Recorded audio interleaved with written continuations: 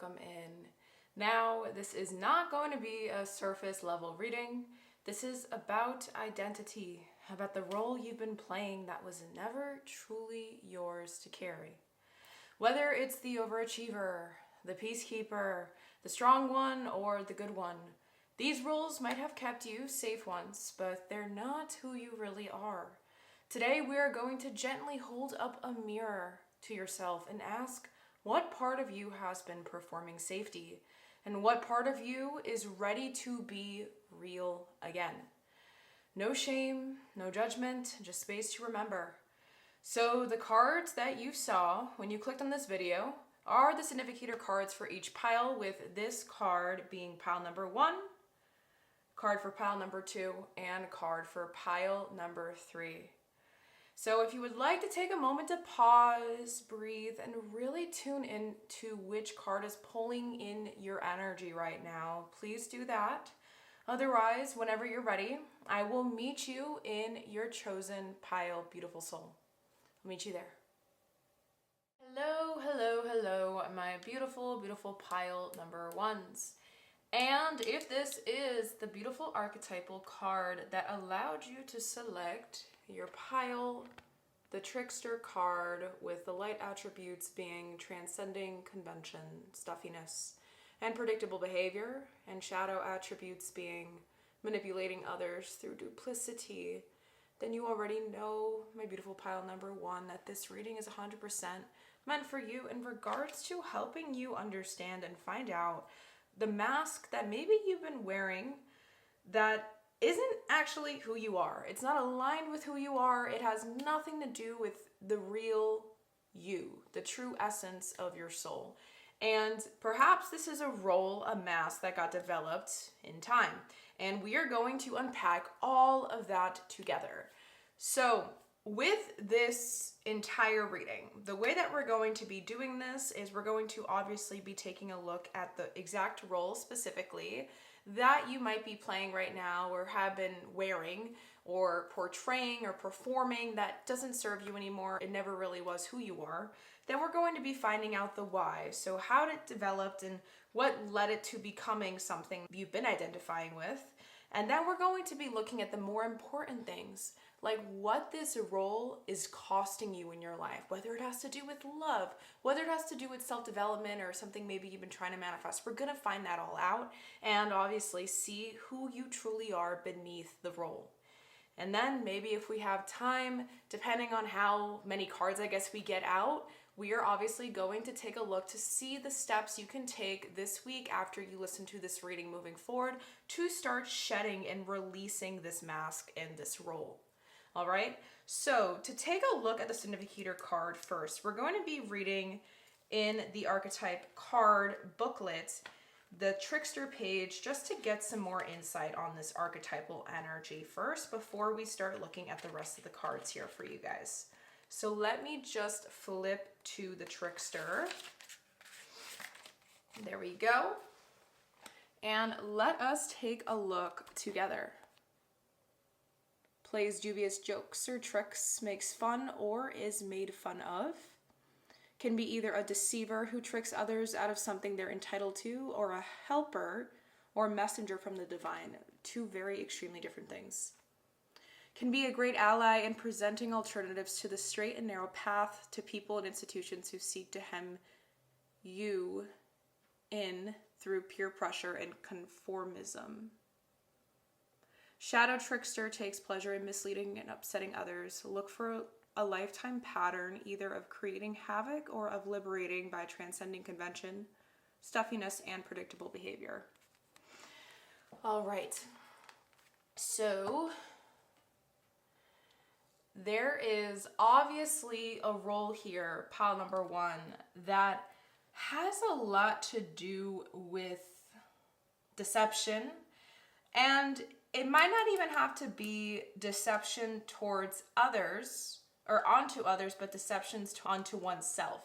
And I think the only way we can really get into the nitty-gritty and the details of it is by obviously looking into the rest of the cards and the whole setup I have, because you guys can't see it in this frame, But we got loads of cards on both sides of me, okay? So we're gonna be taking a look at all of this together now and just trying to get the specifics on what exactly this exact role, this mask is in your life, okay? So let us just leave the significator card up here and start looking into that now together. But the very first deck is the Citadel Fantasy Oracle deck that I have. So what role is pile number 1 playing right now? Okay, did you want to come out? Yes, you did. All right. Beautiful. So we have one card coming out here.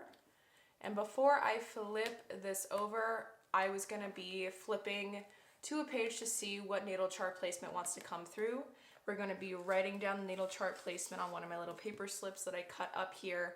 I did feel called to get the color green out for you guys. And it's a soft pale green. I have different color green markers. And what I thought was interesting is I feel like, okay, it's a weird channel message that's coming through actually. For some of you guys that ended up picking or selecting this pile, this role that you play in life, that you're performing, that isn't actually you, is obviously a survival thing that you put onto yourself. It got developed in the past. But I feel that what led you to clicking on this video was you already acknowledge that what this role is, you know you do. I feel like you're aware of it somehow. Usually with these types of roles that people play, it's very subconscious and they're extremely unaware. For you guys, pile number 1, I feel like you're aware enough where you wanted to click on this video to get the details, specifics that will help you be able to overcome it. Like, I feel like you guys are action oriented because there's something that you desire. There's something that you're very passionate about. Maybe something you've been trying to manifest in your life hasn't been working out in the way you wanted to. And you're realizing that it's not that thing you want outside of you, but it might be you or something like that. And you're in a very focused, personal self-growth mindset. So applauding you, pile number 1. It feels like a lot of the people that selected this pile are in that state of mind. Maybe that's what led me to wanting the color green for you guys when I was picking up the colors for markers. So let me see. What role is pile number 1 playing? What role is pile number 1 playing? Okay. So the placement we got for you is Moon in Aries with the keyword being protection. I hope you guys can see that. Okay, there we go.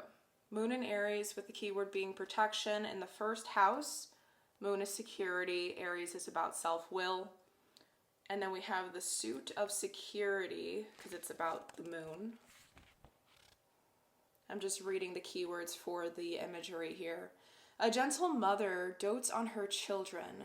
The waxing moon above with the symbol of the tiger below indicates the immense instinctive protective power of the feminine side of human nature. The immense instinctive protective power of the feminine side. Yes. Okay, this is kind of reminding me of what I just mentioned earlier, that channel message I said I had with the color green. A lot of you guys that picked this pile are deeply passionate towards something, or very like determined, like you really want something for yourself. And I feel like a part of you is aware that this role that you're playing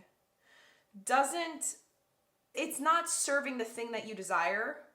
It's actually doing the complete opposite. It might be hindering it. Obviously, we might get more details on this as we move into your reading. But as I write this down, it just feels as if there's something about authenticity here that's being hidden. It's a very big thing. Okay, so we got Moon in Aries. Oops. Number 1 for the first house, and the keyword is protection. All right.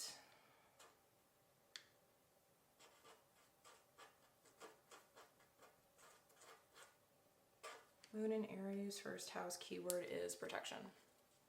Okay. We got it, y'all? And let me just place this here, trickster protection.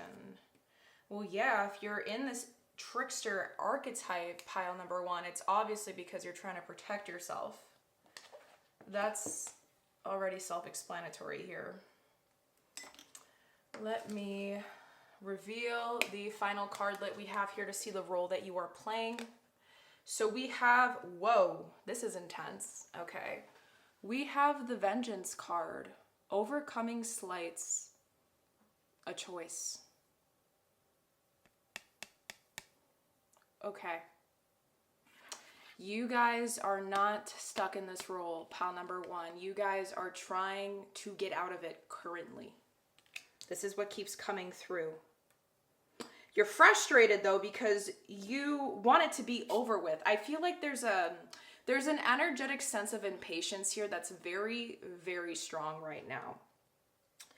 And you didn't realize, because this role that you're in developed so like beneath the surface, so nonchalantly, in a way that you weren't aware of it at all. This might have happened when you were a kid and you're at an age listening to this, pile number one, where you're like, it's over with. I know that this isn't who I am anymore, but how the heck do I figure it out? How do I release it? How do I overcome this? And you know it isn't you, but it's done. It's a role that got developed to protect yourself. It's a role that got developed because there was a lack of acceptance. You lacked acceptance towards yourself, but I also feel like maybe growing up, there was a lack of acceptance coming from those around you onto you. And that also led to this feeling of like needing to deceive those. So I guess that's why I felt that energy of like deception, because it felt like deception onto yourself. Like, you know, this isn't who you are, but you're at a point in like your self-growth journey, pile number one, where it feels as if you're kind of, I feel like this reading is where a turning point is gonna have an opportunity to be made, but it's only on whether or not you're willing to use the choice you have to do it. Because the choices you make in life are what help you create the cause and effect and the outcome to things. And something you deeply want and desire is possible. I feel like that's something that's coming through with the word choice. It's reminding me of the Lover's card in Major Arcana. The more aligned you are with your soul and who your essence, your highest essence, which we're going to keep going into, guys, do not worry. It's going to allow this mask to get shed on its own, organically and naturally, because you can't force this mask off. I feel like for some of you, because of the impatience here, you have tried forcing this mask off for like multiple different times. Like, you've tried to be like, this isn't me anymore. And you thought just by making that statement to yourself or making that ultimate decision, final decision, that it's just gonna happen. But that's not how it works. It's kind of like a shadow side of you has been trying to nudge to you in the background, like, hey, listen to me, let me talk to you. But instead of you fully looking at it and saying, here, like, hey, let me listen to everything you have to say so I can validate it and give you peace, you're saying, oh, this is here? Yeah, no, ew, screw that. Like, get away from me. Like, this isn't who I am. You don't deserve to be here. It's like, instead of giving it the love that it's been wanting, and this is why it's developed, you're giving it the tough love, but it's not interpreting it as like you trying to love yourself. It's interpreting it as you disliking yourself even more because of how hard you've been on this side of you. Does that make sense? I hope that makes sense.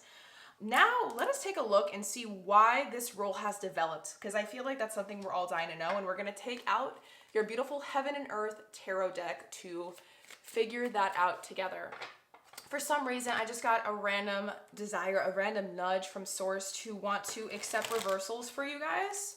So I guess that's where we're going. I don't really ever do reversals, but for some reason, Source is like reversals for you guys specifically. So let us see what wants to come through now. So why did this role develop for pile number one?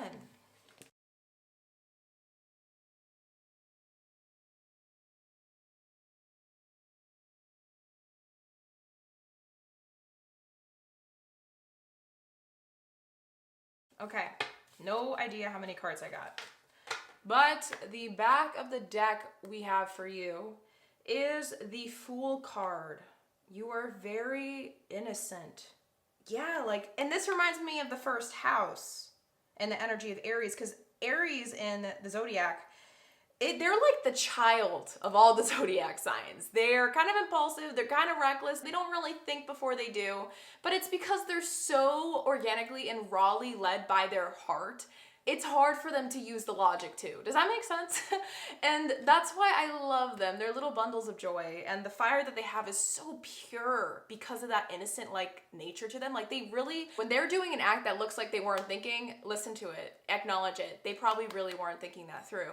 And that's why it hits deeper. That's why they're so emotional like when things happen, because their heart is always so like all into things, especially when it comes to young Aries energy. But over time, you know, I feel like a lot of Aries energy can go into protective mode when you think about Moon and Aries, because their love and the heart that they have is so pure that it gets hurt so easily by things that other people do onto them, especially those they care about. Those feelings for them feel like betrayal, backstabs, but it hits them so hard in ways that a lot of people don't really understand. They might feel extremely misunderstood because of it. And I feel like this part of you was developed because the real you has felt so misunderstood all this time, with the Fool coming up as the back of the deck energy. It's because this got developed, pile number one, because you felt like this. Like, remember when we were just reading that booklet for your archetype, the Trickster? It said that this is a archetype that some people make fun of.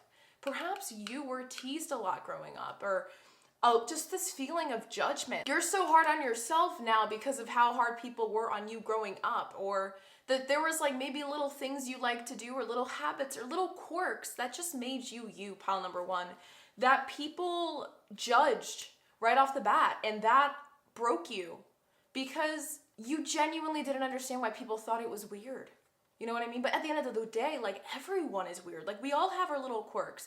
But because of how innocent you were during this time it got developed, it hit harder. And it's just so funny, like, why this comes through, right? We're talking about all this energy, the first house, and the first house is about self-development.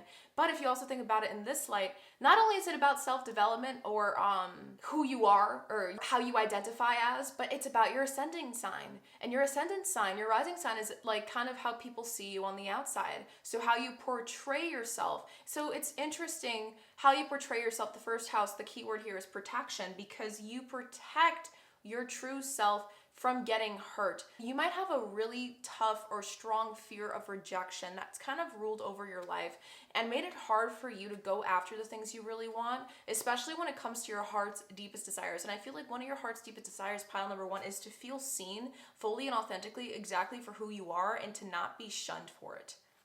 But it's hard. And I also feel like there has been people that you have met that has accepted all of you, but because of the PTSD that lingers from what led to developing this mask or this role, it has created a lot of, I guess, hesitancy or reluctance to believe everything that you're shown when it comes to those. So maybe it's hard for you to form good connections with people, meaningful connections. It can even be like a friendship. It can be like a sibling, I'm hearing for some of you guys, like you've always wanted some sort of deep connection. Or I'm also hearing for some of you guys that with, it's so interesting, I'm getting so many downloads and we haven't even looked at all your tarot cards yet, but it's for some of you guys, I'm also hearing that because you got shunned so bad in your family, you've always tried to find that family energy in like friends or people outside of your immediate family, but it's hard to, like, you battle with finding something that makes you feel whole because you never felt whole inside yourself, and maybe you deal with loneliness on the daily even if you have a lot of people in your life. Woo! That's a mouthful. Okay, let's continue because I can keep going. There's so many things that's coming through right now from source. All right, so we have 1, 2, 3, this wants to come through, 4, 5, 6, 7, 8, 9, 10, 11. Okay, so I feel like this card has some significance. Let us see what it is, and then we will reveal the rest of your tarot and just continue going into the story here together. Okay, so in reverse, we have the 5 of Wands with the keyword strife. The symbol of Leo, masculine energy. Sorry, I'm just looking at all the symbols before I show it to you guys. Okay. So this is the 5 of Wands in reverse. Strife is the keyword, but it's in reverse. Okay, I have a lot of things that want to come through again, but I'm going to keep it to myself. let us see the rest of the cards that want to come through to see why it developed, because I feel like this is going to help us piece everything together. So the first card that wants to come through is the Six of Cups in reverse with the keyword pleasure. Again, I have so many things coming through. Let me keep it to myself though. Yes, there's a lot of PTSD here though. That's definitely being confirmed with the Six of Cups coming in reverse. Next up, we have the World card again in reverse. It feels incomplete. Oh, my heart hurts for you guys. Where do I want to place this? Let me leave. I'm going to slide this indicator card out here because I feel like this is going to tie in the rest of the cards together. Next up, we have the Princess of Swords, also known as the Page of Swords.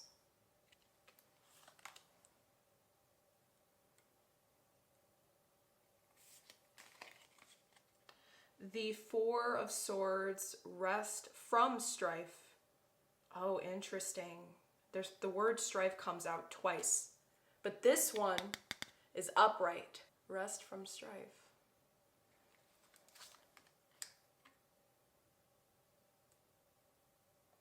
Okay, this card, I guess, wanted to come up.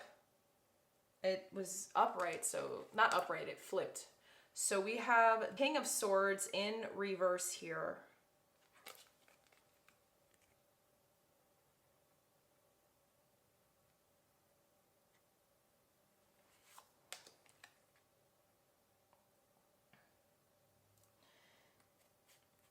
And let us continue for the second row. In the last row, we have Strength.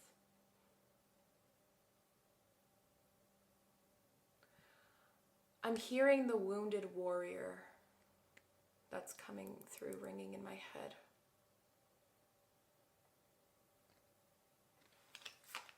If you guys can't see, I'm just going to slide these cards up really quickly.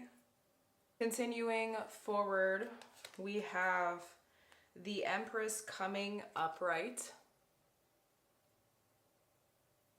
Yes. This is like confirming a lot of what was coming through. Wow. Then we have perfected success with the Ten of Cups. Perfected success. For some reason that's ringing in my head because you are so critical of yourself. And then we have the Eight of Cups in reverse with the keywords being abandoned success. Oh, wow. Perfected success. And in reverse, abandoned success. And it's underneath rest from strife. Guys, the synchronicities here, there's no coincidences. And for your last card, pile number 1, right underneath the King of Swords in reverse, we have the Three of Wands with established strength. Established. You established it within yourself. You accepted it. This is the most detailed why I think I'm gonna be giving in this reading. I'm lying, who knows? Like, this source always has tricks up their sleeve. But this is definitely confirming why the Five of Wands wanted to become the theme, wanted to be alone, the significator here. It's tying everything together. Okay, pile number 1, the reason why this role of the trickster, of this energy of protective mechanisming started to get developed within you, and why is because of 100% what I told you. There is so much PTSD in your energy right now because of what led to this role developing in the first place. A lot of it had to do with you needing to kind of like stay strong, put on a strong face to have resilience from, I'm hearing the bullies in the world. And I don't know if these bullies are people that were your family members. I don't know if these bullies, I don't know how close these people were to you, but let's say that whoever they were, they created this mask by beating up on you, psychologically, verbally, physically, emotionally. It could be in a bunch of different forms, but I can tell you for a fact that everyone listening to this has some sort of PTSD because of it. And this PTSD, this trauma, developed itself into some sort of protective mechanism that your nervous system thrives on to keep you safe, because it is terrified of the idea of you letting it go, because God forbid you go through that same rejection feeling all over again. It's like your brain is trying to do everything in its power to protect you from feeling that stuff. I don't know why I'm hearing dumb. I don't know. With the strife, Five of Wands being in reverse, is this is like the overall theme. Usually with the Five of Wands upright, there is competition, there's fighting, there's a battle going on for something one is passionate about. An inner battle, an outer battle, it can be so many different things. But it's about something that we're passionate about. When this is in reverse, though, you didn't fight hard enough, pile number one. This role got developed because you shut it down. You shut down the part of you that really wanted to be seen. And I think this role actually is just a shadow version of you that is kind of controlling you behind the scenes without you even realizing it. It is protecting you in ways where you don't even realize it. And maybe some of the things that you have been trying to attract in your life hasn't been working out for you because you're literally dodging, you're diverting your energy away from it, or it's repelling it rather than attracting it forward because you're not angry enough. That's something that's coming through from source. You're not angry enough, and because of it, you thought that your fire was something to be ashamed of for some reason. Maybe some of you guys had anger issues. Maybe that's why I said fire. But moving forward, there is a fire, 100,000%, whether it's about anger issues, whether it's about the passion or how extravagant your personality might be. There's something about you that's beautiful. And the people that saw it didn't understand it, so they judged it. And so, because this part of you is magical, with the Empress here, it's a part of you that allows you to expand. And the role got developed to hide that part of you that's expansive. I think maybe some of you guys to this day might be surrounded by a lot of people who have like this mindset of like, this is the only way and there's no other way to do this or do life or be. I don't know, like there's some weird rigidity energy that I feel like you have been surrounded by and you're tired of it. You're trying to break away from it. It is hard because of how long this has been embedded in you. I'm going to be straight up, pile number one. But I feel like the anger is starting to build up. I feel like that word anger, it keeps coming through for a reason, so I'm going to hold on to it. But it led you to developing a version of you, this role, this mask, that is accepted by people. And you dealt with it and you said, okay, this is how I'm going to show up for now. And you put this other part of you to sleep. And even though you know that you are a lot more powerful, a lot more intense, a lot more just, there's no words to describe the power you hold, pile number one is what I'm trying to say. I feel like a part of you is aware of that.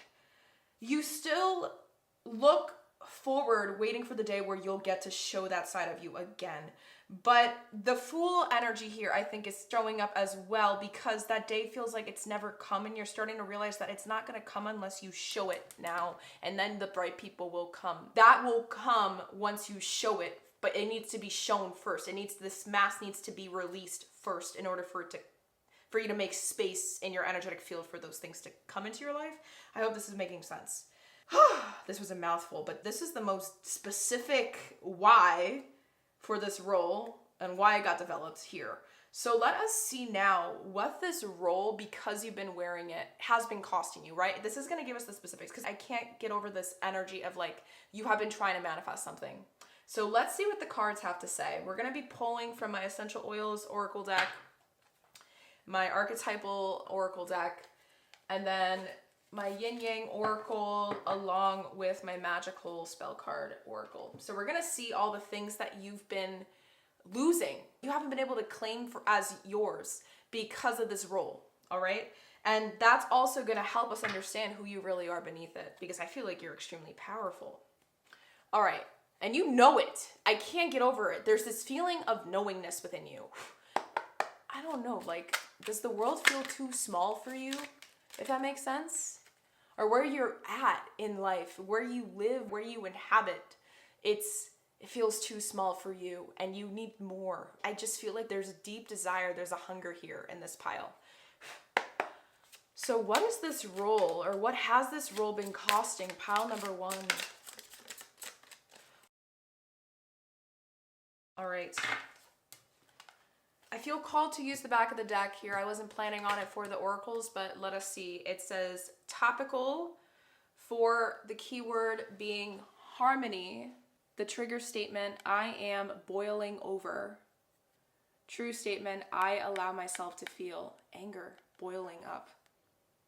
Give yourself space to decompress and take time to nurture your body, mind, and spirit. Allow emotions to surface and release. Yes, I really feel like a lot of you guys are waking up. That's another reason why I think the Fool is here. Wow, this is intense, guys. This is crazy. Let us just continue shuffling, and then we'll look at all your cards that we get together. What has this role been costing pile number 1?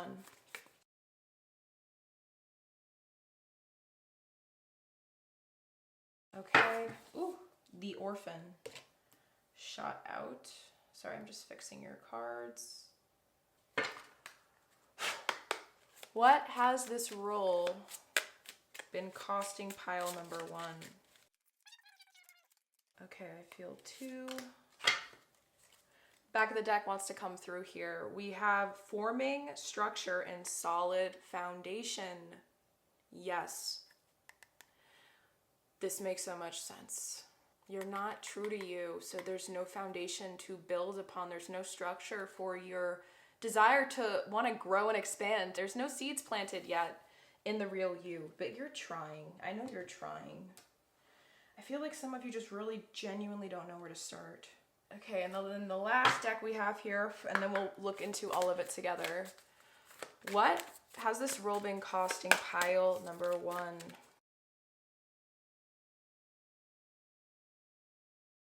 Okay, so one of these cards that came up upright, I feel like there's a reason for that. We have control and tactics. Why did people think you were dumb growing up? Or slow or something? Like you were literally mocked or teased about something. And what's interesting, remember I said you guys had to deal with that battle of loneliness, the Orphan coming through.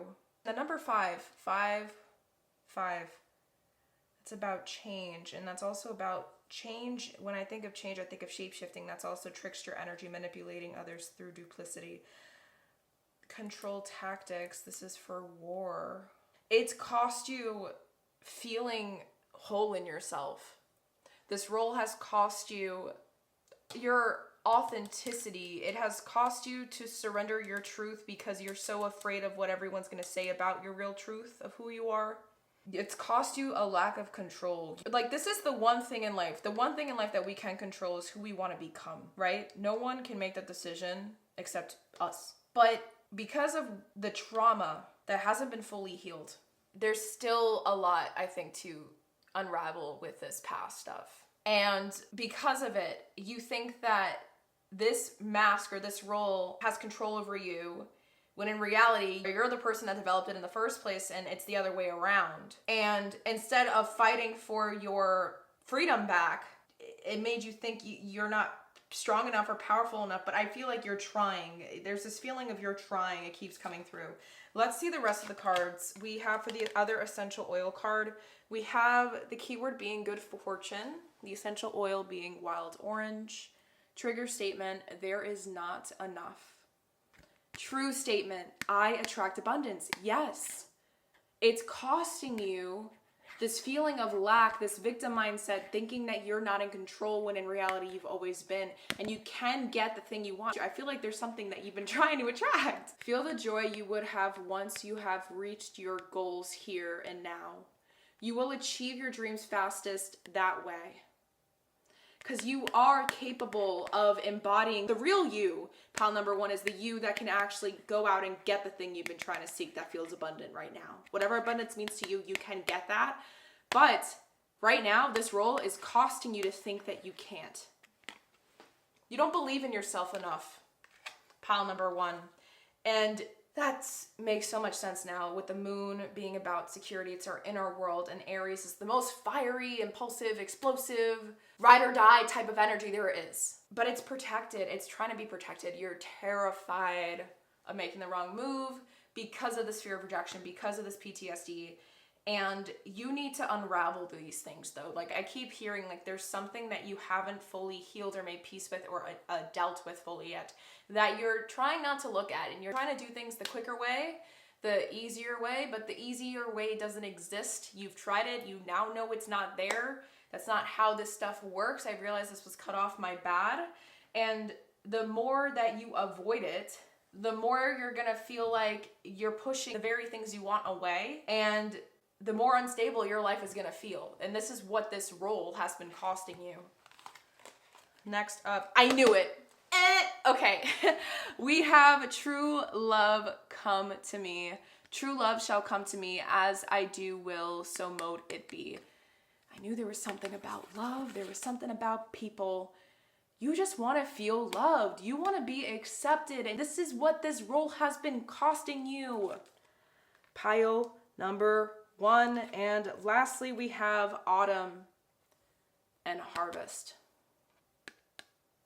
What I love about the dichotomy with this energy is when you think of autumn, you think the leaves, the colors are changing, right? There's a change, there's a transformation, there's a renewal that's trying to come to fruition. But in order for that to happen, we also need to harvest and reap the rewards of the things that we've already manifested prior. And because you haven't closed this chapter in your life, you've been holding on to it. That's why this role, this mask is still so alive inside of you. And you think it has so much control over you, because in reality, you think that it does so hard, like has control over you, because what we think becomes our reality.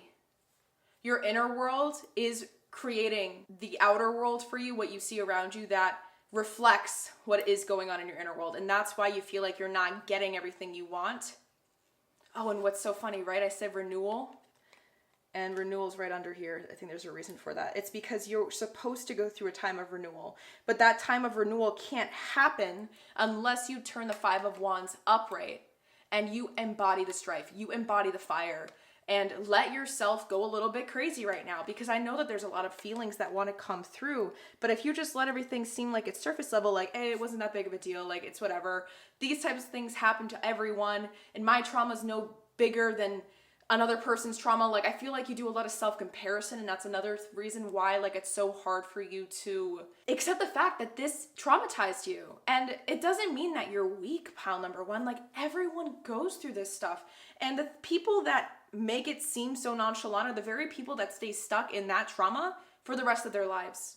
And I think you know this, which is one of the reasons that led you to clicking onto this video in the first place, because I know with the word choice coming through that you are literally at the cusp of making a decision that's going to change your life forever in ways that's going to allow you to get everything you want. But it starts with you. And the reason why I say that is because the number 26 with True Love Come to Me card adds to the number 8. That is the 8th house. The 8th house is about your inner world, and it's about the shadow.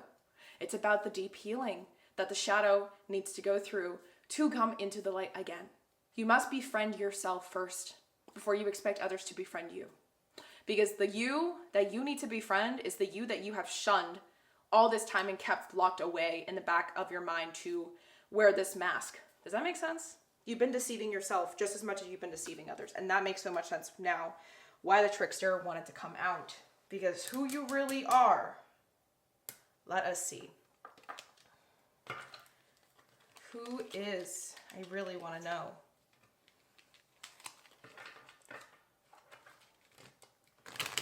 Who really is pile number 1 without this mask? Ooh, this card wanted to come out for a reason. It came up sideways and I'm going to accept it. So we did get the Tower card coming up sideways because this is a collapse that I think you are on the brink of experiencing, and it's a collapse that is necessary to build stronger. And remember, we got forming structure, solid foundation. When you release it, once you start this process, all this stuff will start happening for you. And it's not going to happen like this. because of how stubborn you are. I feel like you're gonna get to control how quickly these things will be able to actually manifest into your life again and come back and attract them by how much you actually surrender to the process of acknowledging that this was trauma and I have to move through it. And you actually take the steps to get there, which we're gonna look into, do not worry. So who really is pile number 1 without this mask? Okay. I feel like it's just these 2 cards. I'm going to accept it. The back of the deck we have here is the 8 of Swords, shortened force. Yeah, you still don't believe this about you yet. Let's see what the cards have to say. Who really is pile number 1? Again, we have the World coming up in reverse. And then alongside it, wow, beautiful, we have the King of Pentacles upright. You, my beautiful pile number 1, are a frickin' force to be, that's not to be reckoned with. You have a very cunning side to you, pile number 1, that you don't show to people. And I think you're a lot more intelligent than you realize. But the only reason why that side of you doesn't really get shown a lot is because you've kind of embraced the fact of these labels that people used to put on you in the past. I don't know if you were just slow in school, but like there's something that maybe you weren't the brightest at. And because you weren't the brightest at that one thing, you've identified that you're just not the brightest at all. And you've like toned down your truth, your light, your authenticity, and you have yet to realize how powerful you really are, how incredible you really are, and how much you can actually make happen for you. I feel like you're a person that can move mountains if you really put your mind to it, and that's what the King of Pentacles is all about. They take their time to become that. It took a long time for the King of Pentacles to become the King of Pentacles. And I feel like you can create empires if you put your mind to it, is what I'm trying to say. Like this light that you've been shutting down, this role, this mask that you've been putting over the light to hide and stay hidden. You've been deceiving yourself, deceiving others, that stuff. That side of you is hiding a gift and something in you that has yet to be fully developed. And I think that's why the World has come up in reverse, because you still have yet to really understand who you are, because you've never given yourself an opportunity to really try. And let us lastly take a look before we check to see what you can start doing to start releasing this role, because I think we all want to figure this out, right? Let me see the final little natal chart placement that wants to come through to see who you really are beneath this. So what the Moon in Aries turns into, because we're going to write it on the back, who you're really meant to be. So who really and truly is pile number 1 without this mask? Okay. My eyes came to Moon in Virgo, with the keyword being order in the 6th house. Again, another moon. Moon is security, Virgo, perfection, and service.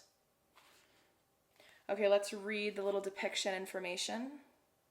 Above are 3 neat rows of growing plants and 3 symbols representing order in nature and design. Below, a strip of brocade suggests patient and delicate needlework.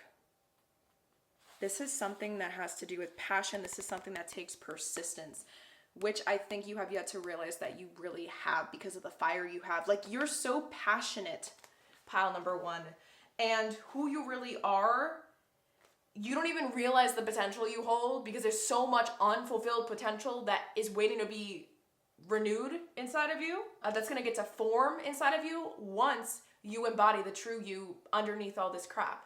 Because this isn't you anymore. It never was to begin with. It was only a survival mechanism that doesn't need to be here anymore. For everything you want, it can't be here. Let me write this down so I can close the booklet. Moon in Virgo with order in the 6th house.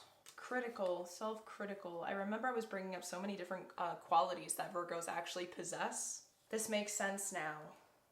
Oh, and then the number 6 is in Major Arcana is the Lover's card. See how this is all kind of lining up to that? You have this part of you that wants to build something real, but it can only come to life once you embody this real you and you turn up the fire and you let it out.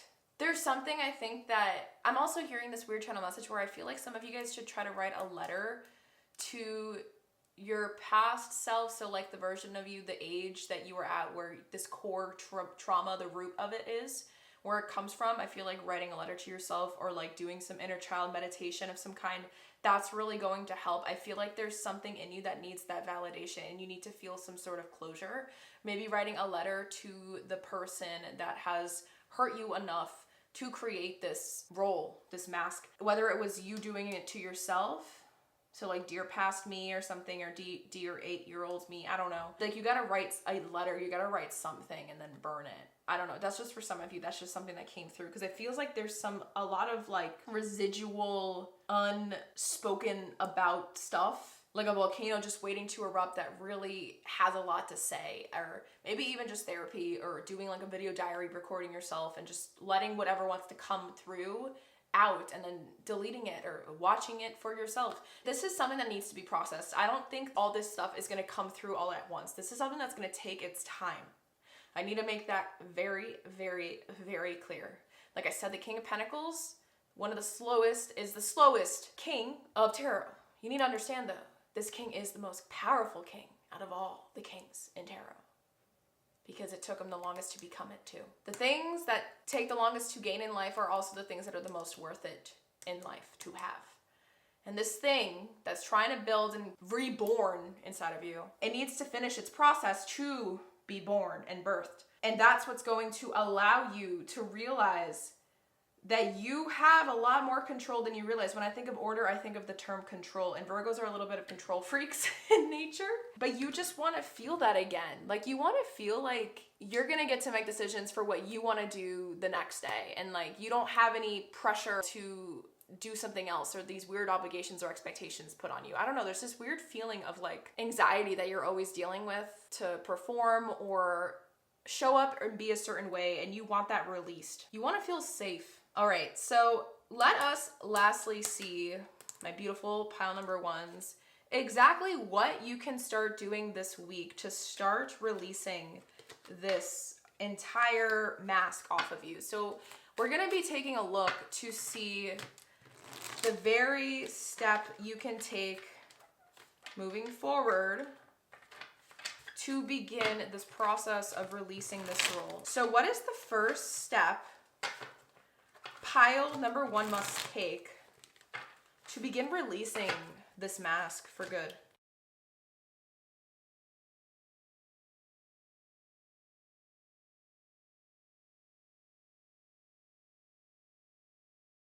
Okay, this card came out upright.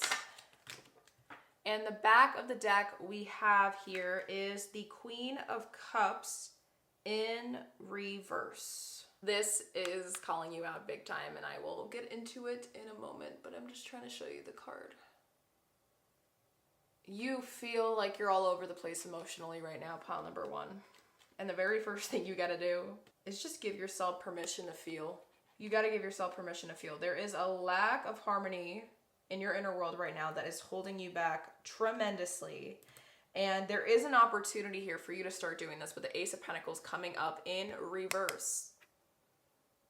But you need to take that opportunity. And the first step, it can literally be something physical. I feel like this is a physical step you're meant to take with this being the pentacle. So that can literally be journaling, like physically picking something material up and doing it. Doing an action or exercise or dancing. Like there's something you're supposed to do with your hands or your body of some kind that really is the first step that you should be doing to start releasing this, because this has been balled up inside of you for such a long time. That's been all over your reading. I don't know if you noticed when it says, I am boiling over. And your orphan archetypal energy here, you need to recognize that you aren't lonely if you have yourself. And you've had yourself every step of the way, but you forgot that. And you need to show to yourself how much you really have you now. And the first step you can do to start showing yourself that is by doing some movement medicine, is doing some sort of thing with your body or hands, something where you can express that side of you that created this role and how it got developed in the first place, there needs to be some sort of release going on. And if you guys don't understand what I mean by movement medicine, let me know in the comments because I can explain it further for whoever is confused. All right, so we have 1, 2, 3, 4, 5, 6, 7, 8, 9. All right. This card wanted to come out first. We have the Knight of Swords in reverse.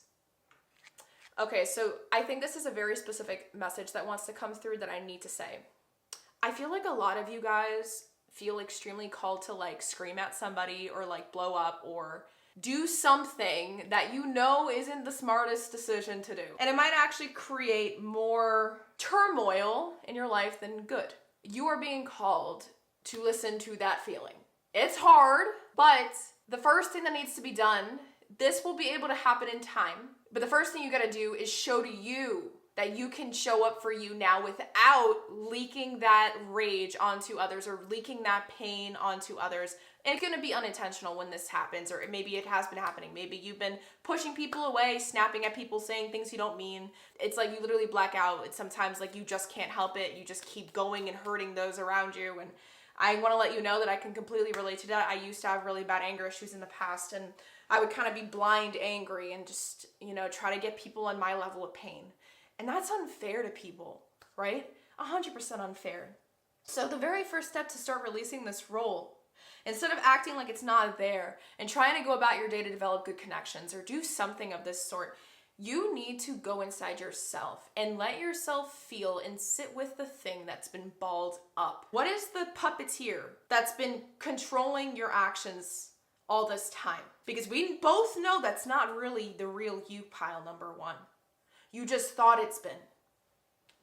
But you've been sitting in the passenger seat of your own life's car. To put yourself back in the driver's seat, you need to let your body start doing what it was built and designed to do, and it's to move and to flow. There's something here where you need to flow, whether it's writing it down and just letting the words come out. Just start writing. Don't even think about it. You don't need to start anywhere specific. You could say, I have this feeling right now, and I don't really know why, and oh, well, this memory just came up, and then you won't be able to stop writing. Trust me when I say this. This is the medicine, the antidote to helping yourself move through things that you don't know how to move through, okay? This will help. Next up for another card we have here. Ooh, wow. The 5 of Wands came upright. Like I said, explode. Let yourself feel, but do it behind closed doors. Do it behind closed doors. For anyone listening to this that feels like you need to prove yourself to somebody, make sure that you are releasing this mask and you are in the process of trying to become a better you for you, not for anyone else in your life. Maybe those people have inspired you, motivated you to want to be better, but they are not and should never be the sole and only reason to want to be better, okay? Because this feeling, you need to validate it for yourself. And you, instead of just trying to make someone else the main pupil of your vision to want to be better, you need to make yourself the main pupil to want to be better. Why don't you ask the you that could have gotten so many more things in your past, in your life, but they never reached for those stars because they just thought they were too small to get them because they've been around too many small people all this time. When you know you've always been capable, there's a part of you deep, deep down that knows that. It's just, it needs to be remembered and needs to be reborn. And this is why I think that message of like, don't reach out to people yet, or don't talk about it, explode. There's something about wanting to speak up or say your truth. That can't happen until you do it for yourself through movement, through some sort of self-expression alone. Because you have to be okay with doing this stuff alone. This stuff is where you learn how to befriend yourself, pile number one. Next up, we have the 6 of Swords in reverse with earned success. You need to acknowledge that you're not okay. You haven't been okay. And things haven't gotten better, they have stayed the same. You still feel like you're stuck, and you need to acknowledge that for yourself. I feel like you've just been trying to skip over the harder parts of releasing this, and that's why maybe you've had a false start in the past of trying to release this role, and it just hasn't been working out for you. Next up, again, ooh, we got the Lovers card, but this is in reverse. Yes, you are meant to make this decision because this stuff can't happen. The real desire to be aligned with the truth, which is alignment with your soul, it can't happen. This process of surrendering, the process of real true self-love, all that stuff can't be born with. And the feeling of wholesomeness and not feeling alone anymore, all that stuff can't be born if you keep lying to yourself that you're fine. Yep, again, 3 of Swords in reverse.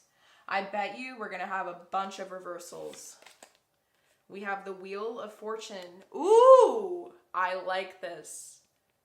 Yep, now is time. Let me continue, guys. You have so many 5s. If you guys have been seeing 555, that's confirmation that it is time. You're changing. You know you're changing. We have the 5 of Swords. I literally just said 555 and we got 5s all over the place. Last 2 cards. We have the 6 of Wands in reverse with the keyword being victory. Yep, you cannot get the recognition if you don't give yourself the recognition first. People will see it in you, but you need to be aligned and in it for the right reasons. Yep, 9 of Pentacles in reverse with material gain. That's the last card. It's like all the stuff you want is in your outer world, pile number 1, but that outer world, it can't be manifested yet. If you try to start putting things in your outer world before you're physically ready, your inner world is physically ready for it, before you've made some sort of foundation to build upon that feels solid, that feels grounded, if you can't have a stable enough foundation inside yourself to be able to come back to when the PTSD and the triggers start happening again, how are you going to be able to heal successfully and release this role successfully? The very first step is to move, express yourself, do it behind closed doors. You don't need to prove this to anybody. Prove it to yourself. If you need somebody to prove this process to, it needs to be you, that littler version of you, the younger version of you, the naive version of you that thought they were lesser than, that thought that they were incapable of X, Y, and Z, because you know that's not the truth. But in order for you to believe that even more and to affirm that within you wholeheartedly, you got to do this the right way. And that starts with you going inside yourself. And the movement, when I say movement medicine, you just create a playlist of music that speaks to your soul, that makes you get in your feelings. Anything that you identify with when you listen to music, this is something that helped me. You need to allow your feelings to come through. So you need to find some songs that you know make you cry, make you mad, remind you of the past in ways that you can't really put into words unless you listen to that song. Go behind closed doors somewhere in a safe space and move. Let yourself move. You don't gotta know how to dance. You don't gotta do anything fancy. There needs to be no mirrors around you, and all you gotta do is let your body do what it was designed to do, because we cannot release emotions by staying still. Our body will literally force us. That's why we do hand expressions when we talk passionately. That's why we cry. That's why we shake when we're mad. It's because our body knows in order for us to move and to let emotions come out, we need to move. We got to. So this is what you gotta do. Pile number 1. Now, to wrap up this crazy intense reading for you, my beautiful, beautiful, beautiful souls, we are going to get some final messages that Source wants you to walk away from this reading with, okay? So these last messages are just some final things that Source really wants you to know walking away from the reading and just in general for the rest of the days to come. I actually ended up taking the time when I was actually recovering from my wisdom teeth extractions. I felt called to make some channel messages here, and I'm going to be grabbing some that want to come through for you guys. And along with that, we're also going to be getting a card out from my Spirit Animal Oracle, and we're going to be reading the message that wants to come through. So let us do that together now. So we're going to be taking reversals here, and we're going to see what animal medicine wants to come through for final messages for you, my beloved pile number 1. What final message wants to come through from Source for pile number 1?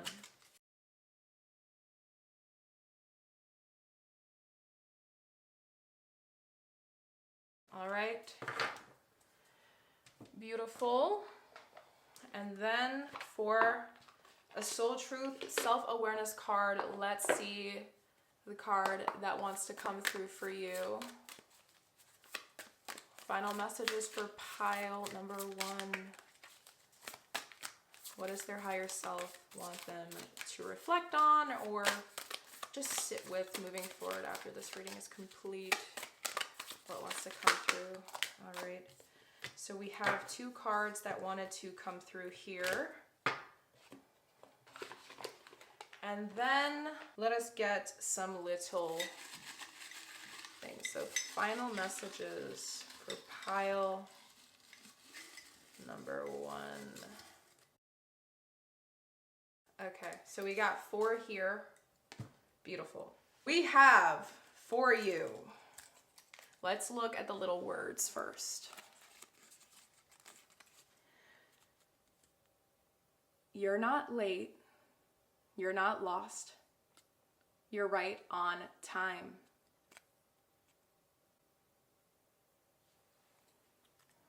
Next up, we have remember, you are the one healing and trying to grow, not them. Remember, you are the one healing and trying to grow, not them. I read that twice because I felt like you guys really, really just got to sit with this truth. Write it down like 5 times if you have to. Maybe there's a reason why the number 5 kept coming out. Next up, if you're asking if you are settling, you probably are.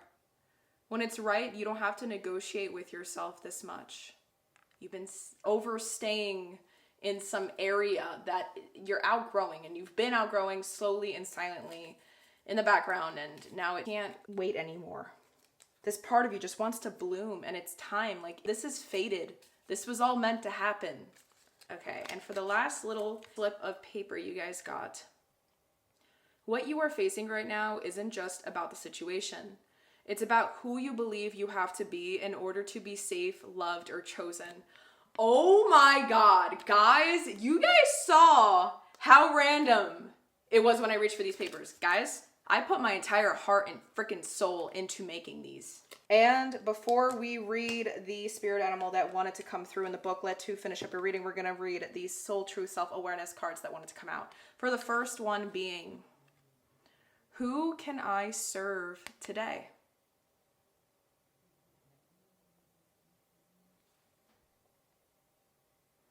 Okay. In a world lacking soul-to-soul connection, small and simple acts are what create the biggest and most lasting impact. We shift our own pain and experience an avalanche of love when we lose ourselves in the service of others. Who needs you today? Today's soul action. Listen to your heart. Who needs you? Make one soulful connection today and give solely to spread more love, expecting nothing in return. Notice the joy that you feel when you serve others. I am going to rephrase this because I feel like this is about you needing yourself, and you know you've needed yourself to show up all this time. And you're going to make one soulful attempt today to solely spread more love, expecting nothing in return to yourself. Do it because you want to. Like I said, with nothing in return, because you don't need to prove yourself to anybody. I feel like this is a lot about you doing it to you. Notice the joy that you feel when you serve yourself. Move, express, do it. Who can you serve today? You, pile number 1. For the last Soul Truth Self-Awareness card that we got for you, we have, do I believe I am worthy? That came up so many times. You are worthy. You are deserving. You are loved.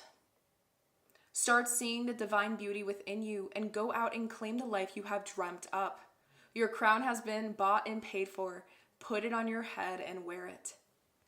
Today's soul action. For a big goal or dream you have, ask yourself, do I feel worthy of this? Today's mantra, I am worthy of it all. And I think the only way you can start believing that is if you release.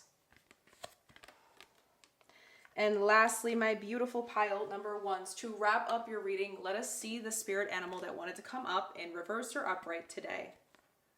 In reverse, we have the bobcat spirit. Oh my God, the number 8. And life is a mystery. Let us see what medicine it has to share with us. Okay. Bobcat's spirit tells you, oh, the number 26 came up again. The number 26 is here. Maybe the number 26 has some significance to you. So this can be regarding a date, so maybe like February 6th or the 26th of this day of the month. Maybe your age or 26 months. The number 26, if you want to write it down, it feels like it's important. We got 26 here, 26 there, and then we have the number 8, okay? Pile number 1, just wanted to share that.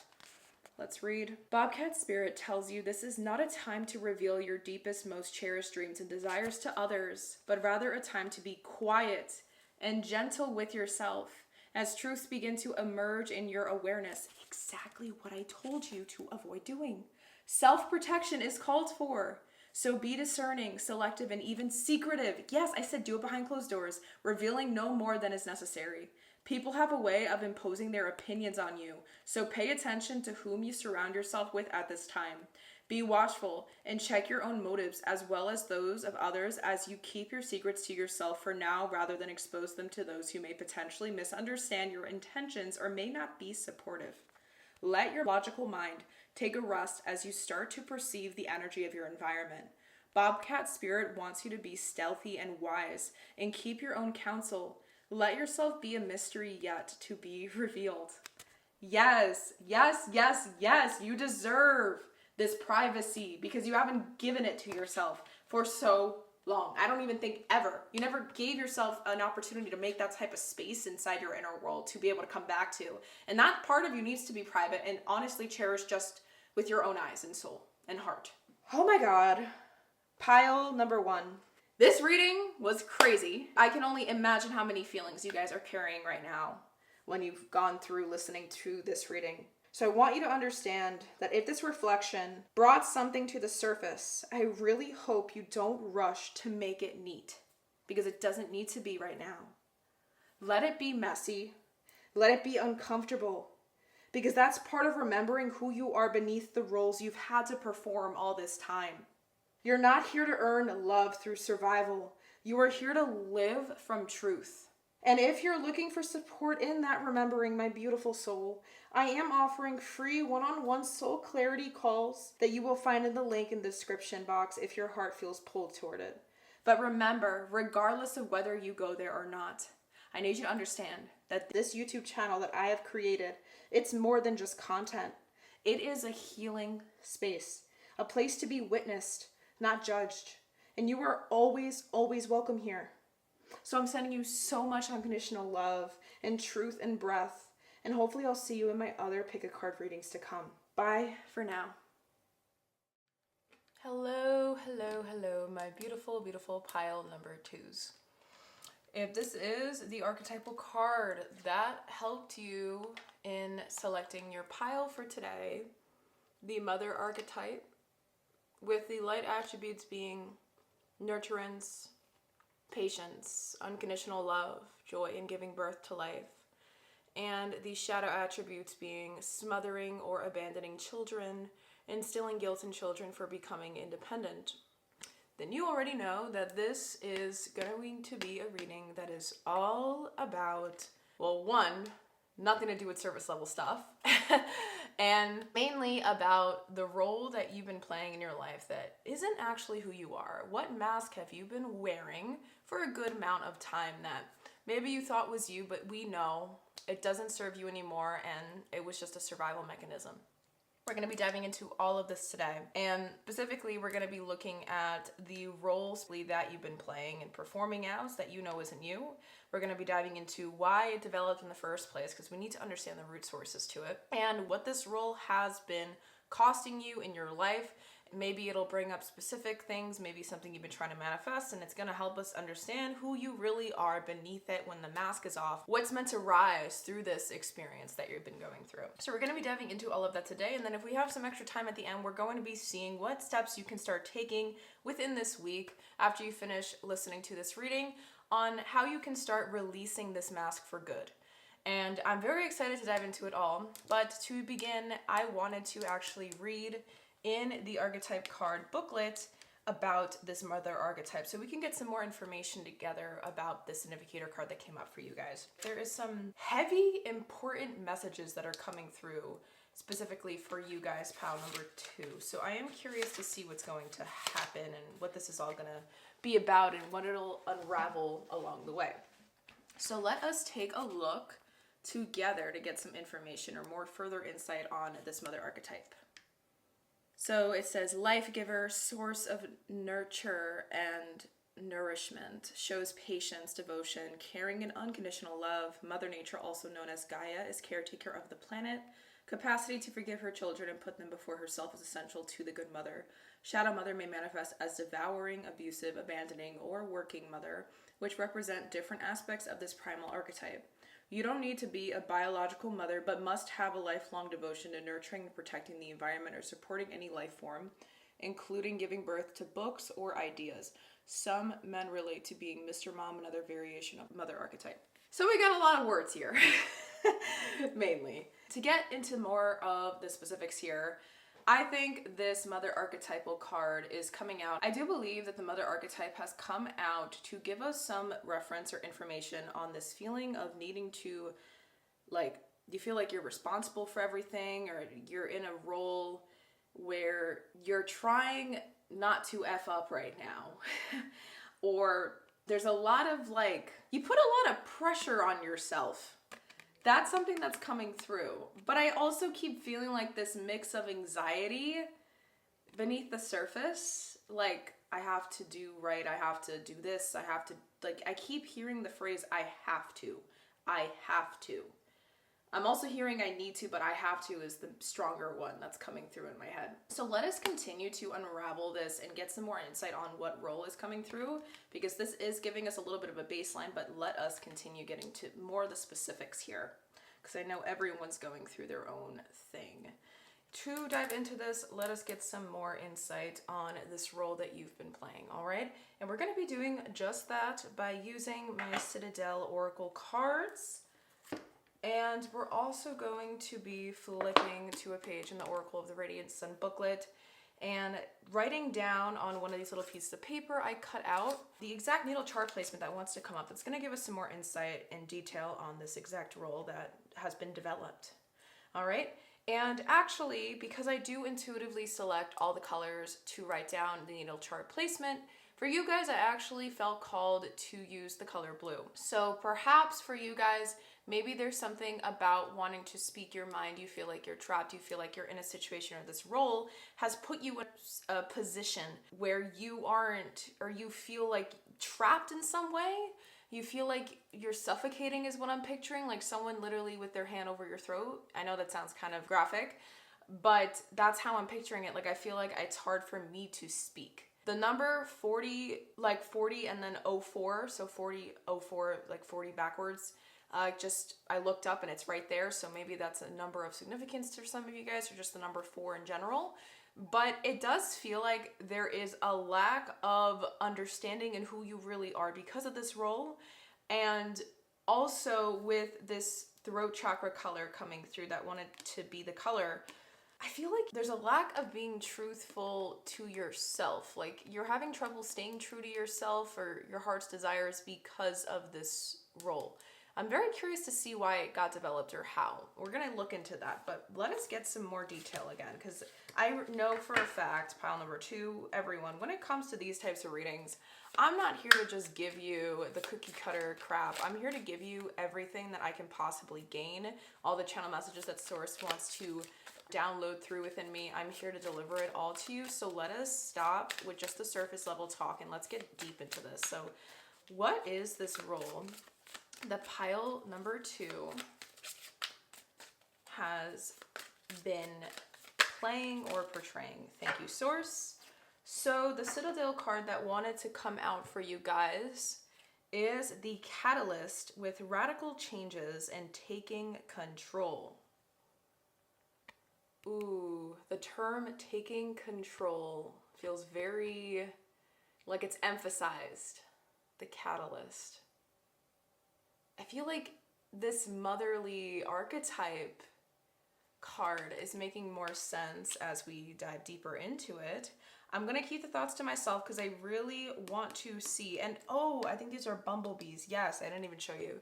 These are bumblebees here, and bumblebees like to work together. Something about community. It's like you can't help yourself, but want to share your say or have a say or do things a certain way. It's definitely a survival role, 100%.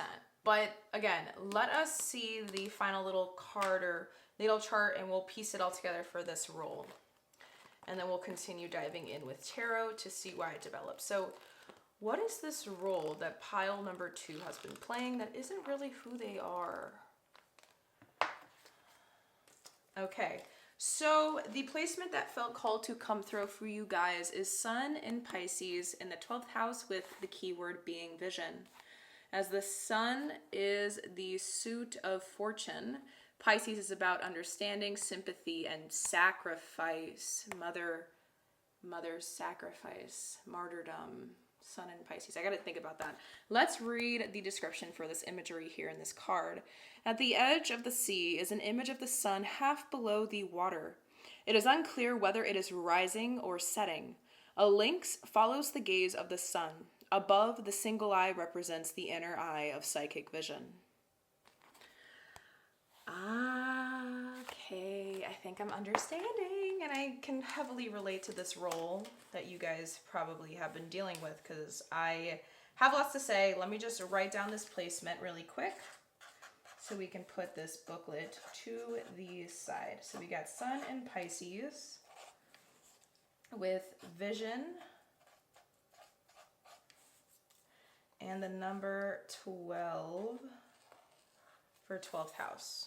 All right. Pile number 2, this role, it's stressful, it's draining. It does not charge you up at all, not one bit. This role puts so much pressure on you to always need to do better, be better for those around you, especially the people you care about. And it's like you literally cannot for the life of you help yourself but try to show up for those you care about, because I feel like for some of you guys, what's coming through is that you didn't have enough of this energy growing up, so you tried to be that for everyone else that you care about around you.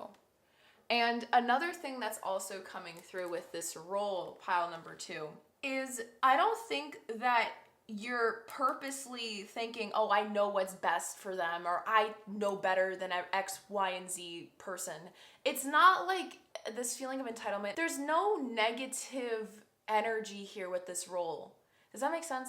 Like, I don't think it's for egoic reasons. It's genuinely because of how much you care. I believe that this role makes you have a lacking sense of the boundaries that you should be holding on to for your own protection of energy, because there's a lot of people that may have taken advantage of you in the past because of this nurturing role that you tend to play. I feel like a part of you just wants to be loved and cherished and accepted. And you keep hoping that if you continue to hold on to this role or be this thing, you're gonna eventually find the right person that deserves it, if that makes sense. Or, I don't know, there's this weird feeling of idealizing the role. It might be subconscious, I don't know what it is. You have such a beautiful soul, pile number 2, and I think this role that got developed that you deal with, this mask that you wear, it's still young, if that makes sense, or it's not fully evolved. I feel like this is a role that isn't a terrible role to have, but to a certain extent it is. Does that make sense? And it feels like this role has taken over your life in ways where you feel like you don't know how to be autonomous, or there's this lack of what do I really want? Like, I don't know if you know how to fully listen to your intuition just yet. It feels like things are a little bit wishy-washy in your inner world because of this role. And there is a desire to want to be better, but I keep hearing, but I can't help myself, but I can't help myself. Like, you just keep putting yourself out on a limb for those. Okay, I need to understand why this developed, because there's so much innocent energy here, and it hurts my heart because I feel like some of you guys went through some really bad experiences because of this role, but you still have trouble letting this role go. Like, I don't know when you guys are watching this. Let me know in the comments, because I feel like for some of you, you just keep letting yourself get beaten down because of it, but you continue to wear it. Does that make sense? Let us take a look. Now's the time where we got to reach for the tarot and see why this role developed. So we're going to be using my Chakra Wisdom Tarot deck. That's what the deck that felt called to be used for pile number 2. I'm very excited. It's my first time using this deck. Look at the back. It's so pretty. But it's like your energy is so playful and loving and nurturing. But what's interesting to me, I don't know if you just do this with friends or like people that aren't your immediate family, and then your immediate family get the shorter end of the stick of your mood. I feel like some of you guys have like mood swings. It's like you give out so much of your energy that it leaks all over the place. You don't know how to stop giving it out. And so whenever you come home, it's like you're drained. And anyone that's around you, and when you're in that state, like they get the shorter end of the stick of your personality or your energy. All right, let's continue. So let us see, why did this role develop for pile number 2? Why did this role develop for pile number 2? All right, no idea how many cards we got here. But for the back of the deck, we have the Princess of Wands with the heart chakra coming up. Yeah, like I said, like, oh, this makes so much sense. And the Princess of Wands is also known as the Page of Wands, didn't mention it. Like I said, there's an innocence here. Like, it's coming from such a pure space within you, this loving motherly archetype energy. This role, it wasn't developed. Like, you have trauma because of the role that got developed, that you have, but there's a lack of boundaries surrounding it, and people take so much advantage of that. And it's like, you're so confused, like you're always left heartbroken because you're genuinely just looking for someone to love you as much as you love those around you, or take care of you just as much as you take care of those around you. I don't know, it's like this, you're such a good person. Pile number 2, I need to make that clear. Oh, a lot of people don't deserve you. This card shot out. I find it funny because the card that shot out is aligned with the throat chakra, hence the marker that I felt called to use for you. But it's showing up with the 5 of Cups. I think this is a significator card. There's a reason why it shot out. In terms of why it developed, let us get some more details, because I think this is a theme that's going to tie all these cards together that we have for you. So we got 1, 2, 3, this one wants to come out, 4, 5, 6, 7, 8, 9. Okay. This card felt called to come out. I'm going to put it right next to this one. We have the 4 of Swords, again with the heart chakra, and there's blue here. There's no coincidences here. There's a reason for everything with the 4 of Swords. Beautiful. I don't know if you guys see that. I'm seeing this as an eye, and I'm going to take it. I don't think it's an eye. I think it's just smoke, but for some reason, I keep seeing eye. And then I think of the keyword vision. Pile number 2, a lot of you guys developed this role because you have a calling to help others. Like, some of you guys just love it. It brings emotional fulfillment to you to make those you care about happy, or like you feel like it's part of the word purpose, okay? And for you in your life experience. But it's not developed enough, this role, this mask you wear, to the point where you can use it in a way that will benefit you, the collective, and just your inner and outer world. Like, there's a lack of harmony in all these different facets of your life and how you use this role or wear this mask. Does that make sense? And it's not aligned, and you're not embodying this role for the right reasons. I kept getting this glimmer of a vision for it, so this is giving me so much confirmation. I feel like this role came into your life. It got developed because it is part of who you're meant to become in this human experience. But it's not tailored enough or developed, evolved enough where you understand it completely, or you're using it in a way or embodying it in a way that's actually gonna work in your favor in the long run. Does that make sense? It's part of your karma in this lifetime. I don't know if you guys believe in that, but that's what came through, okay? There's this feeling of like some of you guys are healers. I've been trying to figure out another way to say it, but I'm just gonna spit it out. A lot of you guys that selected this pile have a gift in you, some sort of psychic, intuitive ability, empathic qualities to you. There's something about you that you know is very precious. And that's why so many people take so much advantage of it. There's some people that aren't worth your energy that have taken advantage of this role. Because the nurturer in you doesn't know how to be the right type of nurturer just yet that'll benefit all parties in the end. And that's something that I think you're in a process of learning. You still have a lot of learning to do. I feel like wisdom will be gained, but you're still at the beginning stages of it. But I need you to understand, I need to make this very, very clear, because pile number one's reading was extremely different in terms of the roles.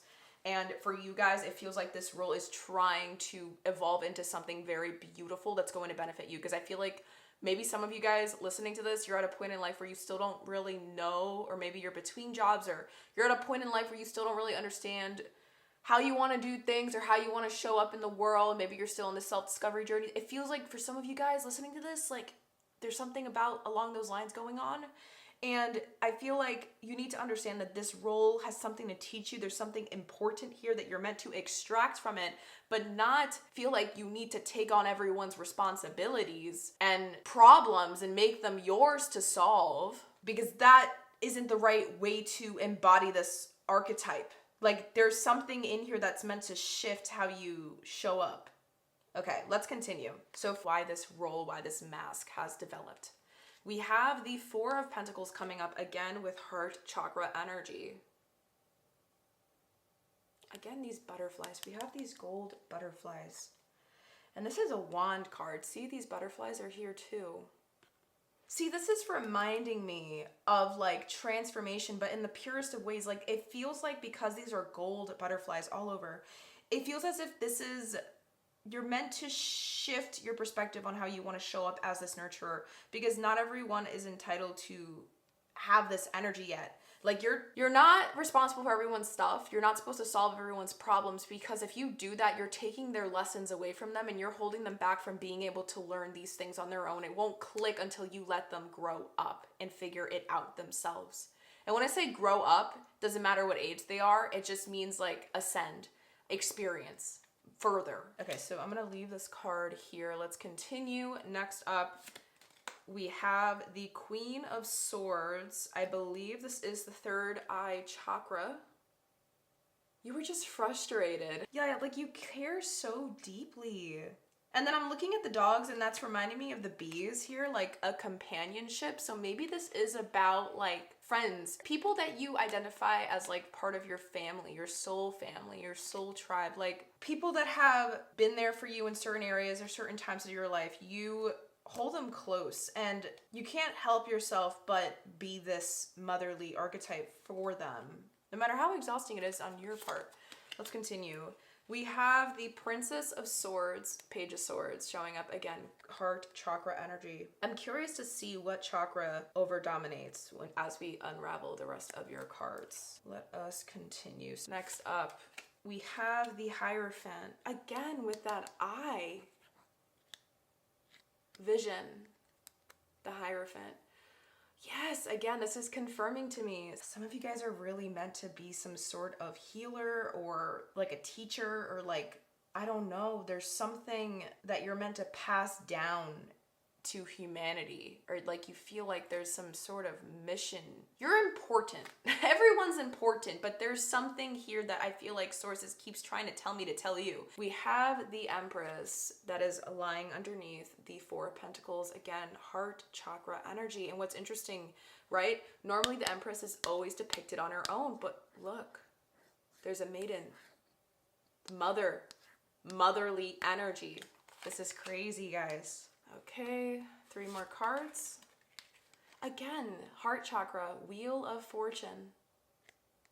This is a beautiful Wheel of Fortune card. Again, with these butterflies. Yes, it's like confirming to me like this is fated. Like there's something here that you're meant to evolve. This role is meant to evolve into something that's aligned with higher frequencies, more unconditional love, not fear. It's still so new. You're still learning how to use it for everyone's benefit at the end of the day, for the collective's benefit. Next up, the only one sacral chakra card. Interesting. We have the Two of Swords lying underneath the Princess of Swords. Yes, it's like, yeah, okay.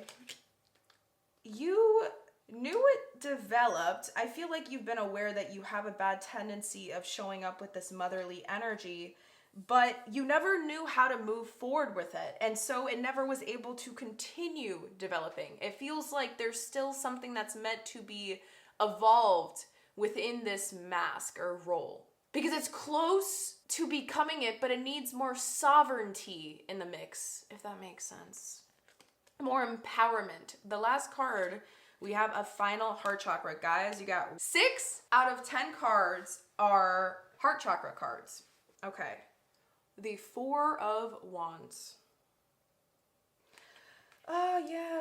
Like I said, you really, and again with the butterflies, geez. And it started with the 4 of Pentacles and ends with the 4 of Wands. 4 of Swords. Didn't I say something about 4 earlier? Am I tripping? This is crazy. I saw it. It got developed because this is part of who you are. Part of who you are is meant to show up as some type of motherly, nourishing archetype. You just genuinely care about those that are important to you in your life. There's a beautiful energy here. I'm trying to make that clear. But there is a lack of foundation. There is a lack of structure. There is a lack of walls bordering this motherly, nurturing energy. And it's making it just kind of go all over the place without any walls to contain it and protect it from being taken advantage of, overly absorbed by those around you, and drain you of your own essence that you deserve to give back to yourself too. Does that make sense? So this role that you've been playing isn't being performed in the correct way. It's meant to be embodied and aligned with your truest and highest most version of you. But that cannot fully happen if you don't recognize that there's something here that you were disappointed about growing up.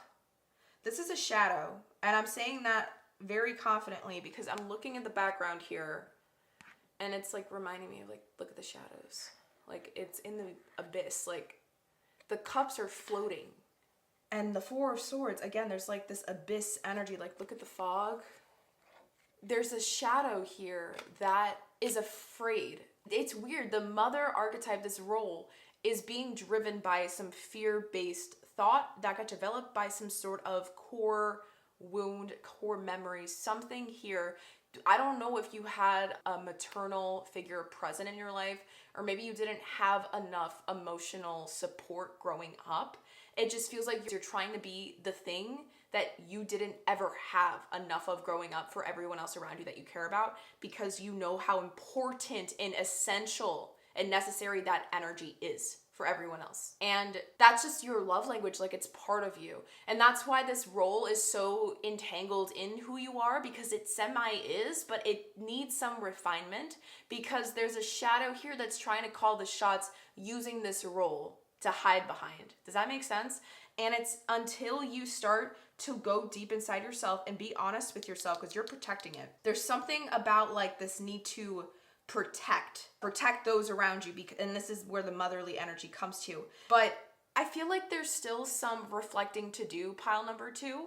I'm thinking about the number 4 that kept showing up as well, and it's reminding me of roots of a tree.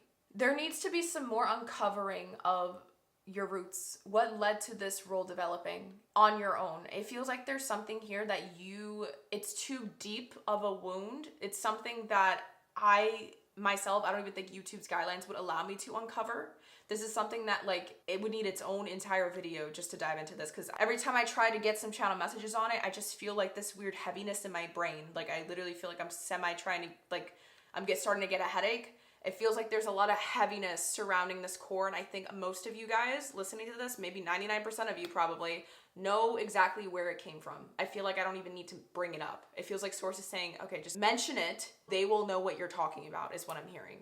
Because I don't think I'm meant to understand that maybe Source is trying to protect me from absorbing that. It just feels like there's something here that I can resonate with as well. But until you get honest with yourself on why this role developed on your own, pile number 2, this is going to be able to evolve itself into the right frequency that will help you get what you want, which is what I'm curious. I want to see what this role has been costing you, because maybe that'll give me some more insight. Because look, if you haven't noticed, there has been a lot of eyes, vision. I don't know if you remember when we were looking at the picture, looking in the booklet here, it had an eye. It was talking about seeing the future and stuff.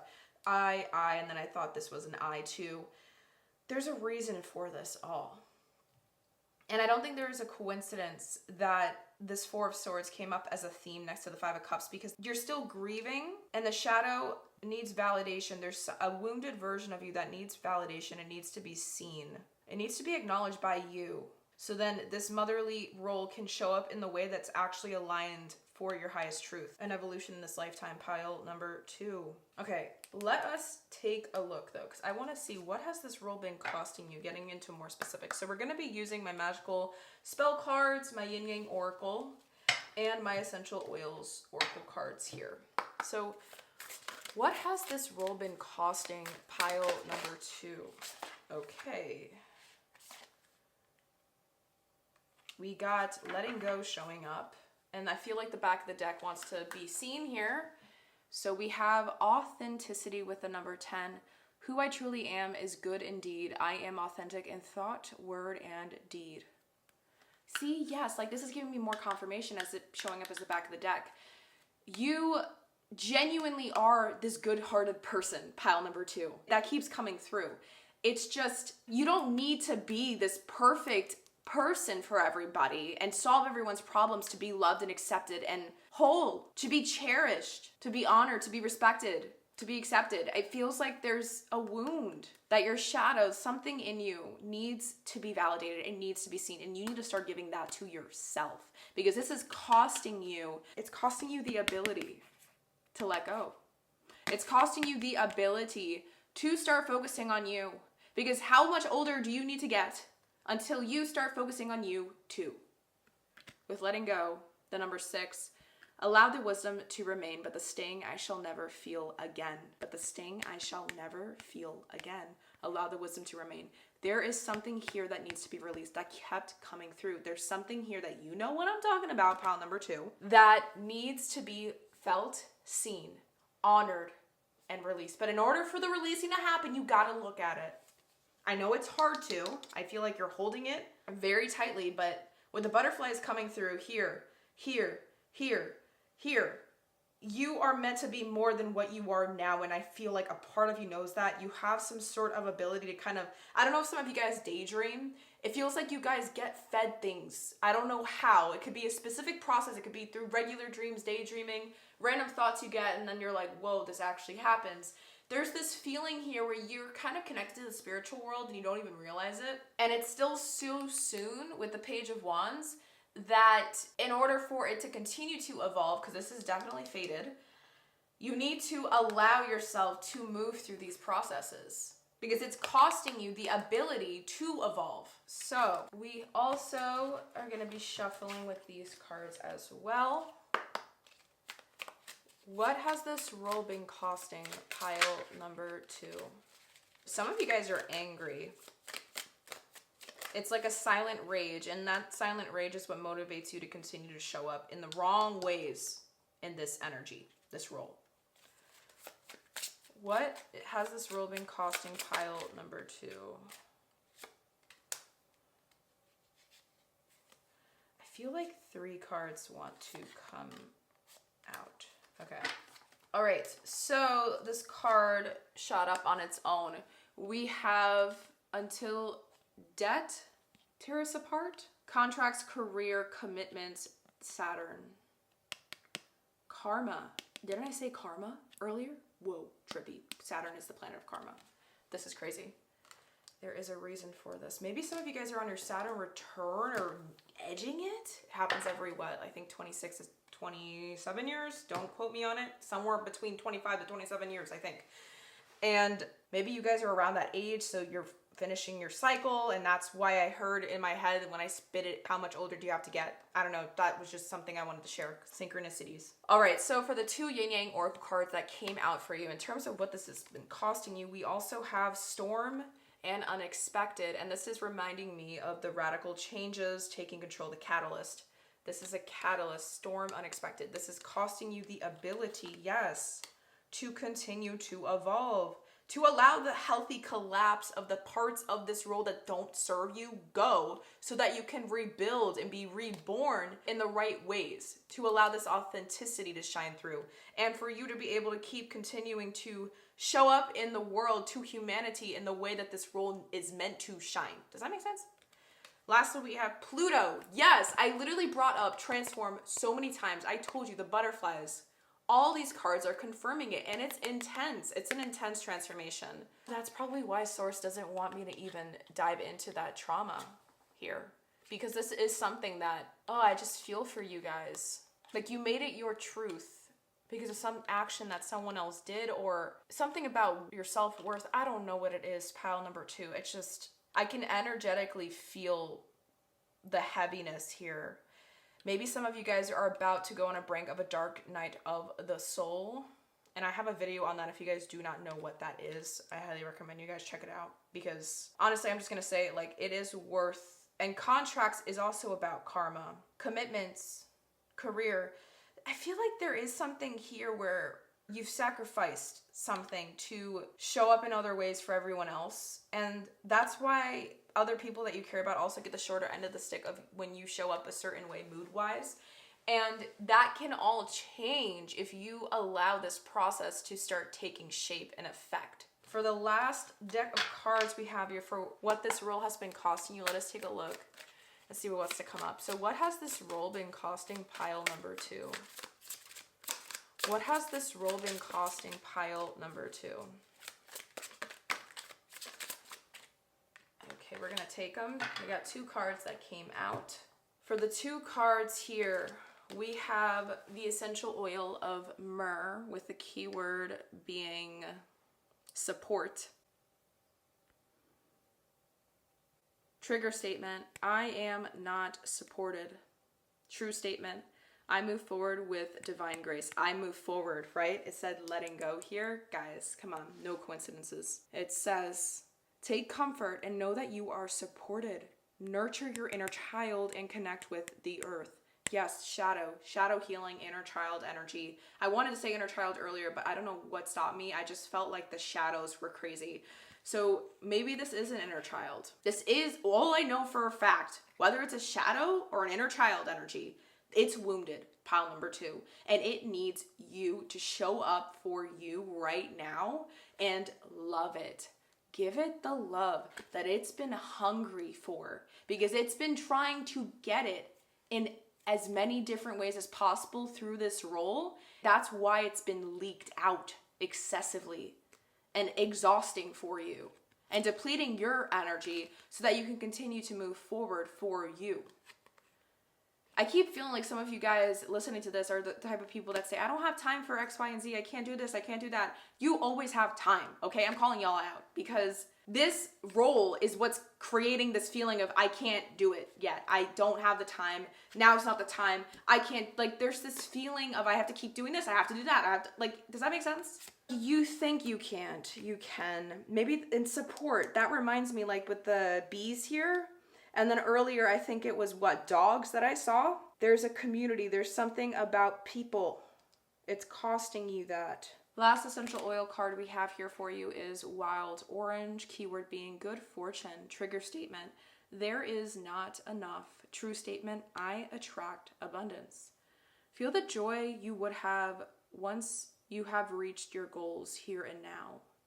You will achieve your dreams fastest that way. Yes, you need to believe that you are capable of it, but that's not going to happen until you start aligning this energy with the right things. I keep feeling like a lot of you guys feel like you're meant to do something important in this lifetime. And there's a reason why that has continued to keep coming up. Because I think Source has been trying to feed it to you in breadcrumb form, growing up or going through this life that you have been experiencing thus far. And this is the wake-up call. So maybe this reading is going to help kind of create that awakening for you. I do genuinely feel like a lot of you guys are about to go through an immense spiritual awakening of some kind. Just be warned with that, because it really just feels like there is an end of a chapter here that's closing for this role and a new one is opening up. But you are the catalyst that can create that change once you begin to acknowledge, yes, I know where this came from. I know why I've been carrying it. Now I got to make peace with it. This is crazy, because who are you now? I want to see if there is any other possible thing that Source wants to give us in terms of information about who you truly are, pile number 2, without this mask in the way. Thank you. The Hierophant, they came up again. Yep, confirmation, the back of the deck, Empress. These are the same cards we got for you guys earlier, the Empress and the Hierophant. Like I said, this role has to do with who you already are. You already know that this is part of you. You're meant to be the teacher. You're meant to give this wisdom, but not in the way that you've been doing it. The way that you've been doing it is not serving your creative potential. There's something here that is meant to be brought to the surface. There's a seed that's trying to get planted in your frequency right now, pile number 2, but it cannot happen if you allow that weight of the past to keep weighing you down. There's this trauma, like I said, this core root that has created this thing in the first place, and this wounded version of you is trying to take the lead and control it, this here and out, but it's not doing it in the right ways. It needs your validation. You need to give it, that version of you, that validation from you. Give it all the love, heal that, and that will allow this role to begin to evolve on its own.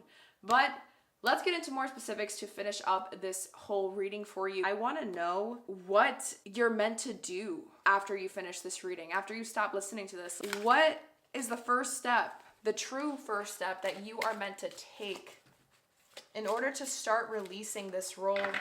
What is the first step that pile number 2 must take in order to start releasing this role the right way?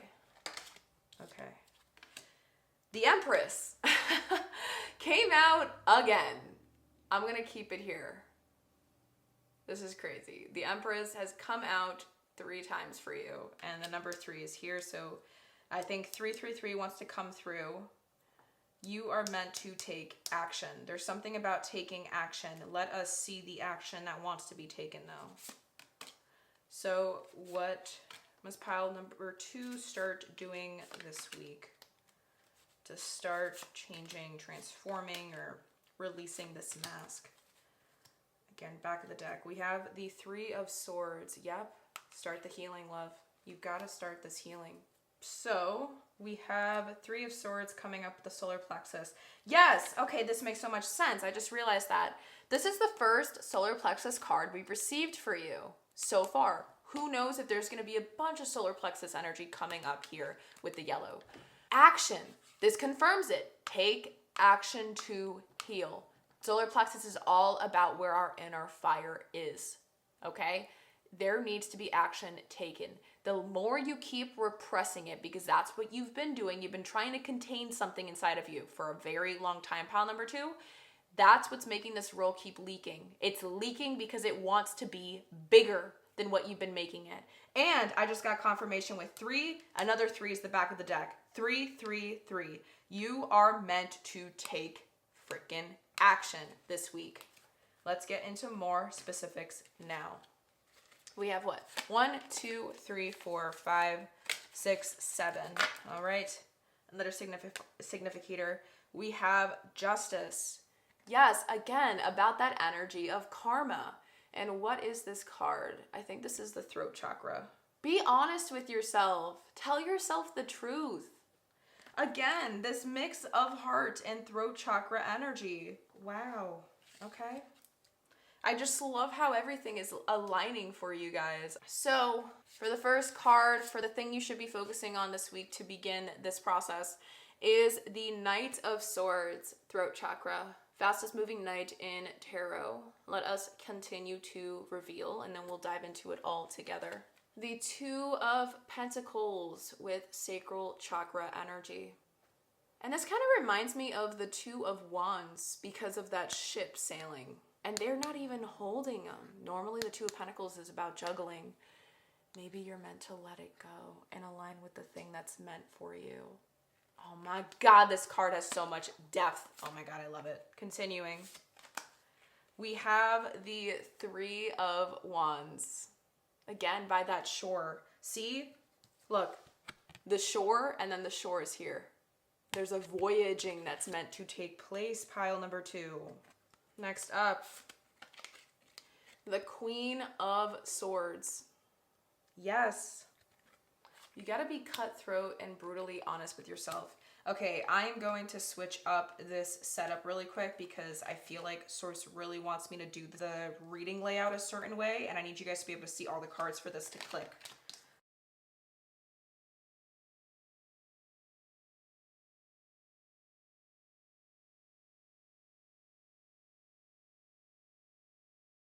So, moving, last two. The 6, voyage. I literally said voyage, guys. Third eye chakra, 6 of swords. Again, the water. And what intrigues me here is this person that has swords stabbed inside them, but there's this two, and a mother. Again, that mother energy here with this child. I think this is your inner child. Whoa, this is trippy. Pile number 2. This is insane.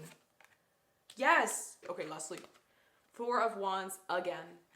Heart chakra. This was the last card that ended before why it developed. It's because you are meant to get somewhere. Yes. You're meant to get somewhere. Look at that castle behind her. It's taking you somewhere. Oh my God, that butterfly is traveling. These butterflies are trying to guide her to there. Guys, I kid you not. There's a destination that source is trying to hold your hand or give you breadcrumbs to walk towards. There's a voyaging. There is a calling inside you that you know it has been there for the longest of times.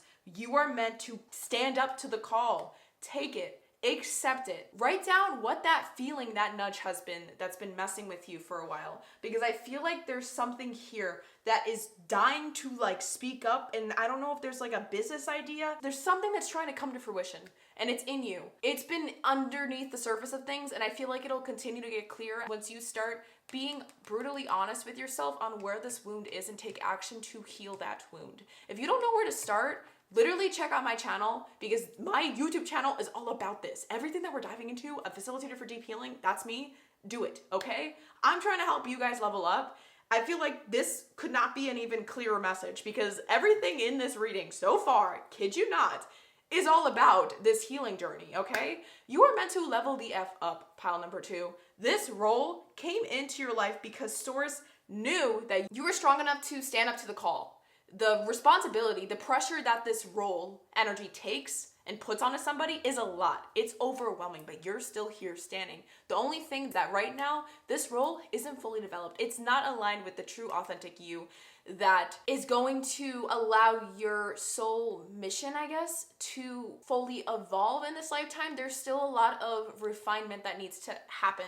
And that can only happen, those answers that I bet you're dying to get answers for, I can't give them to you because it feels like it's inside you. You're gonna get it through cause and effect, through this karma, taking the right action to start doing this releasing, whether it's through therapy, whether it's through looking at my videos, like something about taking some sort of action to start releasing this is what you are meant to do after you finish listening to this reading. What you're meant to do for the next 10 days, if you want to call it. Put a number on it, whatever the heck, whatever you want to call it. Pile number 2, this is what you are meant to do, because there is something that you have been holding on to for far too long, thinking it's all your responsibility. You're meant to drop it. 2 of Pentacles, like I said, is about juggling things.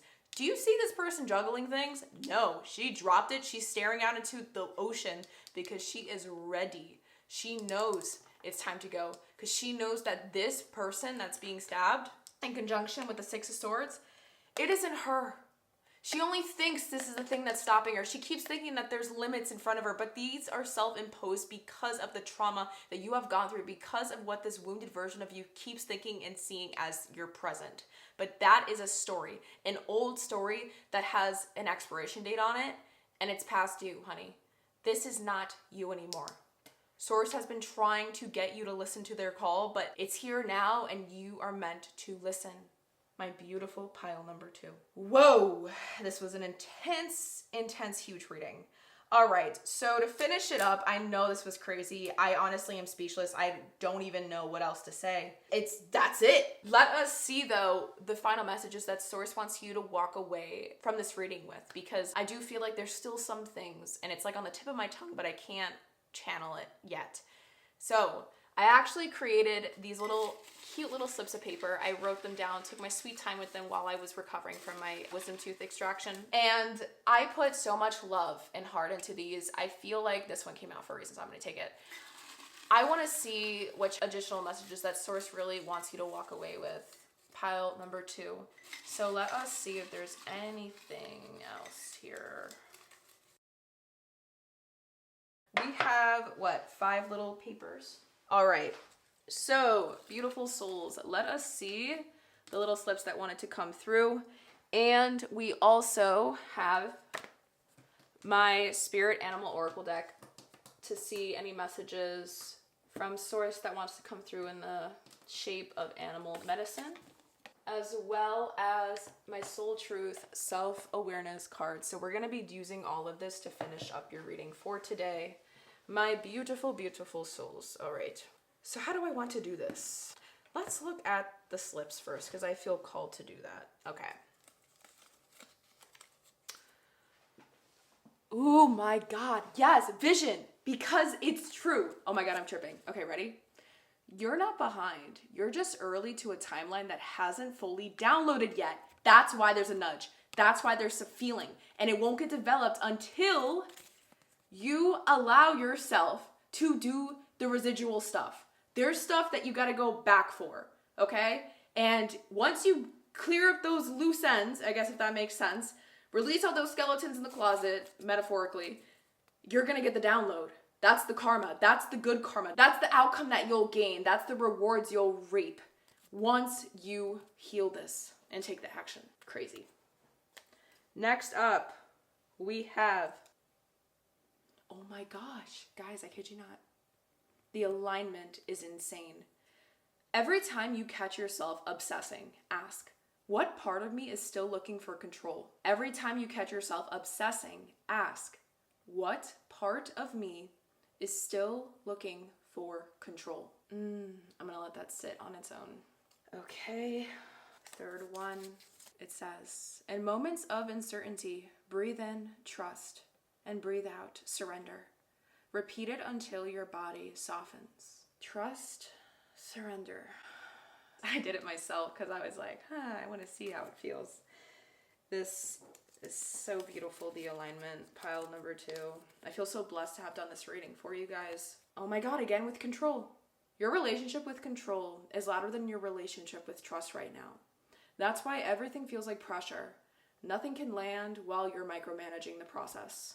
And lastly, for these sliplets, my beautiful pile number 2s, this isn't resistance. It's your nervous system asking you to not abandon yourself again. Yes, change the perspective on the hesitancy maybe you feel inside you while you've been listening to this reading, because this is what it is. And lastly, messages from Source. I'm just gonna gather all the cards here and we will look into the self-awareness cards that want to come out for you. Final messages for pile number 2. We are taking reversals and we're gonna be reading in the booklet. Okay, final messages for pile number 2. I did feel like this card really wanted to come out. Okay, now let us get any cards here.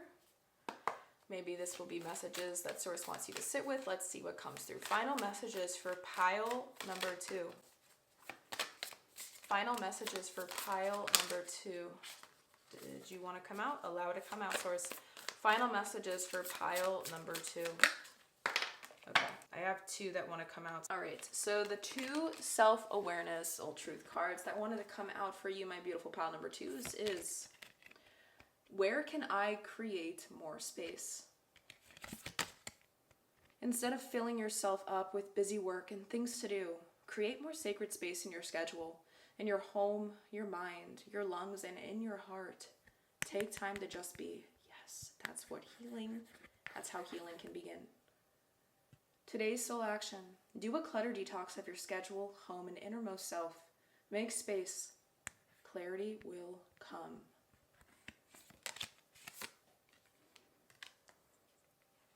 And lastly, am I communicating throat chakra my needs? Knew it, knew it, knew it. Your needs matter. What are you needing right now that you haven't communicated? What are you afraid of? Is it possible that what you are fearing is not true? I feel like there's someone that can help you with a lot of the responsibilities you put on yourself, but you are too afraid to ask for help. I don't know if that you think that makes you stronger. Maybe that's why the community energy kept coming through with the bees and then the dogs, and then there was some other card, I believe, that says something, you're worthy of it. This is intense. Okay, I'm going to repeat this. Your needs matter. What are you needing right now that you haven't communicated? What are you afraid of? Is it possible that what you are fearing is not true? Today's soul action. Journal these answers. What are my needs? Am I saying no and yes enough based on my desires? Am I telling my full truth? Do I believe that my needs matter, and do I share them with others? Do I ask for what I want? When communicating my needs, what am I resisting and with whom? What do I need in order to feel safe enough to express my needs? Take a screenshot, write these down, pause. These are important, guys. Here's the action. And lastly, to finish this up, let us see the animal medicine that wanted to come through. Brown bear spirit with the number 9. Take time out. I love the heart chakra energy right there. There's blue heart chakra, yes. Let's see the medicine. The oracle message. There is a time to act and a time to focus your attention on patient strategizing. The arrival of brown bear's spirit signals that you are best served by foregoing hard work toward your goals at this moment, and instead taking the time out to meditate, or just take a nap so you can refresh yourself and begin planning what you want to co-create next. Come to know the lay of the land as you contemplate and imagine what you might do in this vast space of possibility before you, and begin forming a plan. Remember, sleep allows for dreaming and rest allows for clear-headed strategizing. How might you become the person you wish to be and experience whatever your heart desires? Insights will arise as you explore the possibilities and begin envisioning your plan. Knowing what you want will ensure you use your energy wisely in the days ahead. Be patient at this time. Relax and be calm and peaceful so you can recharge. The call for action will come later. Now that makes so much sense. Why, when I kept saying you gotta take action to heal this wound, like, here's an example. Pile number 1, it said something physical, like a physical action I had to tell him. It was specific. For you guys, it was kind of like, heal it. Does that make sense? And it's like annoying, you know, because as a reader, as a messenger, as a channeler, a vessel, I'm trying to be an anchor right now to give you guys all these messages. So it's cool how it gave us more information with the am I communicating my needs cards, and it's like more little things you're meant to do for the next week to continue finding this mask, this role. Does that make sense? It's just so beautiful. Even with the brown bear spirit, it's the symbolism here is phenomenal. Pile number 2, I really hope that this reading benefited you, because I know for a fact that if I was on that end of the screen and I was listening to this, I ended up selecting this pile, I know it would have helped me. So if this reading called something out in you, good. Because you're not here to live in masks. You're here to live in alignment. So subscribe if you want to stay close to this space, as we're building a real community here. A soft landing spot for those doing the work. And if you're craving deeper support, I do offer free soul clarity calls to explore what your healing might look like beyond the screen. That is going to be in the description box down below. That is something you are interested in. But whatever you do, thank you for being here, and thank you for being brave enough to look inward, because these types of readings are hard shit, okay? So I'm sending you so much unconditional love, light, and breath your way. Until next time, make sure you continue to take care of your truth. Bye. Hello, hello, hello, my beautiful pile number 3. If this is the card that helped you to be able to select this pile, the beautiful archetype of the judge, with the light attributes being balancing justice and compassion, managing the fair distribution of power, and the shadow attributes being offering only destructive criticism, misusing business, legal, or criminal authority, then you already know that we are going to be diving into some very deep, juicy stuff today. And what I mean by that, well, obviously you guys clicked onto this reading for a reason, because we're going to be finding out exactly what role you've been wearing as your mask, as your armor, that we both know is not really who you are. So we're going to be diving into this by going into a couple important facets of the question in its entirety. We're going to be looking at the exact role of what role it is, why it developed, what it's been costing you, and who you truly are beneath the mask. And then at the end, if we have some extra time, we are going to be looking at tarot to gather some information on what is the very first important step you must take after listening to this reading for the rest of the week or for the next 10 days, whatever time stamp you want to put on this, we're going to see the action you must take. What are the next steps you got to take to release this mask, okay? So I'm extremely excited to dive into this, and the very first thing we're going to do to get straight into this all is to understand why the Judge archetype card wanted to come up to be your significator card for today's reading. So we're going to be doing just that by looking into the booklet that comes with this deck, my archetype cards, and we're going to open up to the Judge. So for Judge, it says critic, examiner, mediator, arbitrator, seeks to balance justice and compassion, manages the fair distribution of power in any form, from military codes to marriage vows.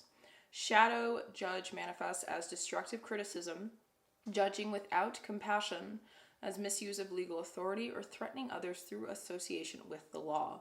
You don't need to be an attorney, judge, or critic by profession to identify. Look for a history of mediating between people and a lifelong learning process of developing high standards of justice and wisdom. Interestingly enough, too, the page number is 65. You guys are the first pile where I noticed the actual page number of this booklet. So 6 and 5 add to 11. So looking for a history mediating between people and a lifelong learning process of developing high standards of justice and wisdom. For some reason, the number 9 came through in my head when I saw that page number 65. I don't know why. But now that we added them, those two numbers together, and it adds to the number 11, that is a power number in numerology, a master number, an important number. So I am very interested to see where this is going to lead us. So what we're going to be doing is we're going to move the card that allows you to select your pile up to here. We're going to move the booklet to this side, and we're just going to get right into this and understanding the role here, because it's giving us some information, but I want to get into the details. I want to get into the specifics. That's what you guys deserve. So we're going to be doing exactly that by flipping here and trying to see the natal chart astrological placement that aligns with this role, along with getting a card out of my Citadel Oracle deck here. So to flip into the natal chart, we're actually going to be writing down the placement that comes out on one of these little pieces of paper that I cut out.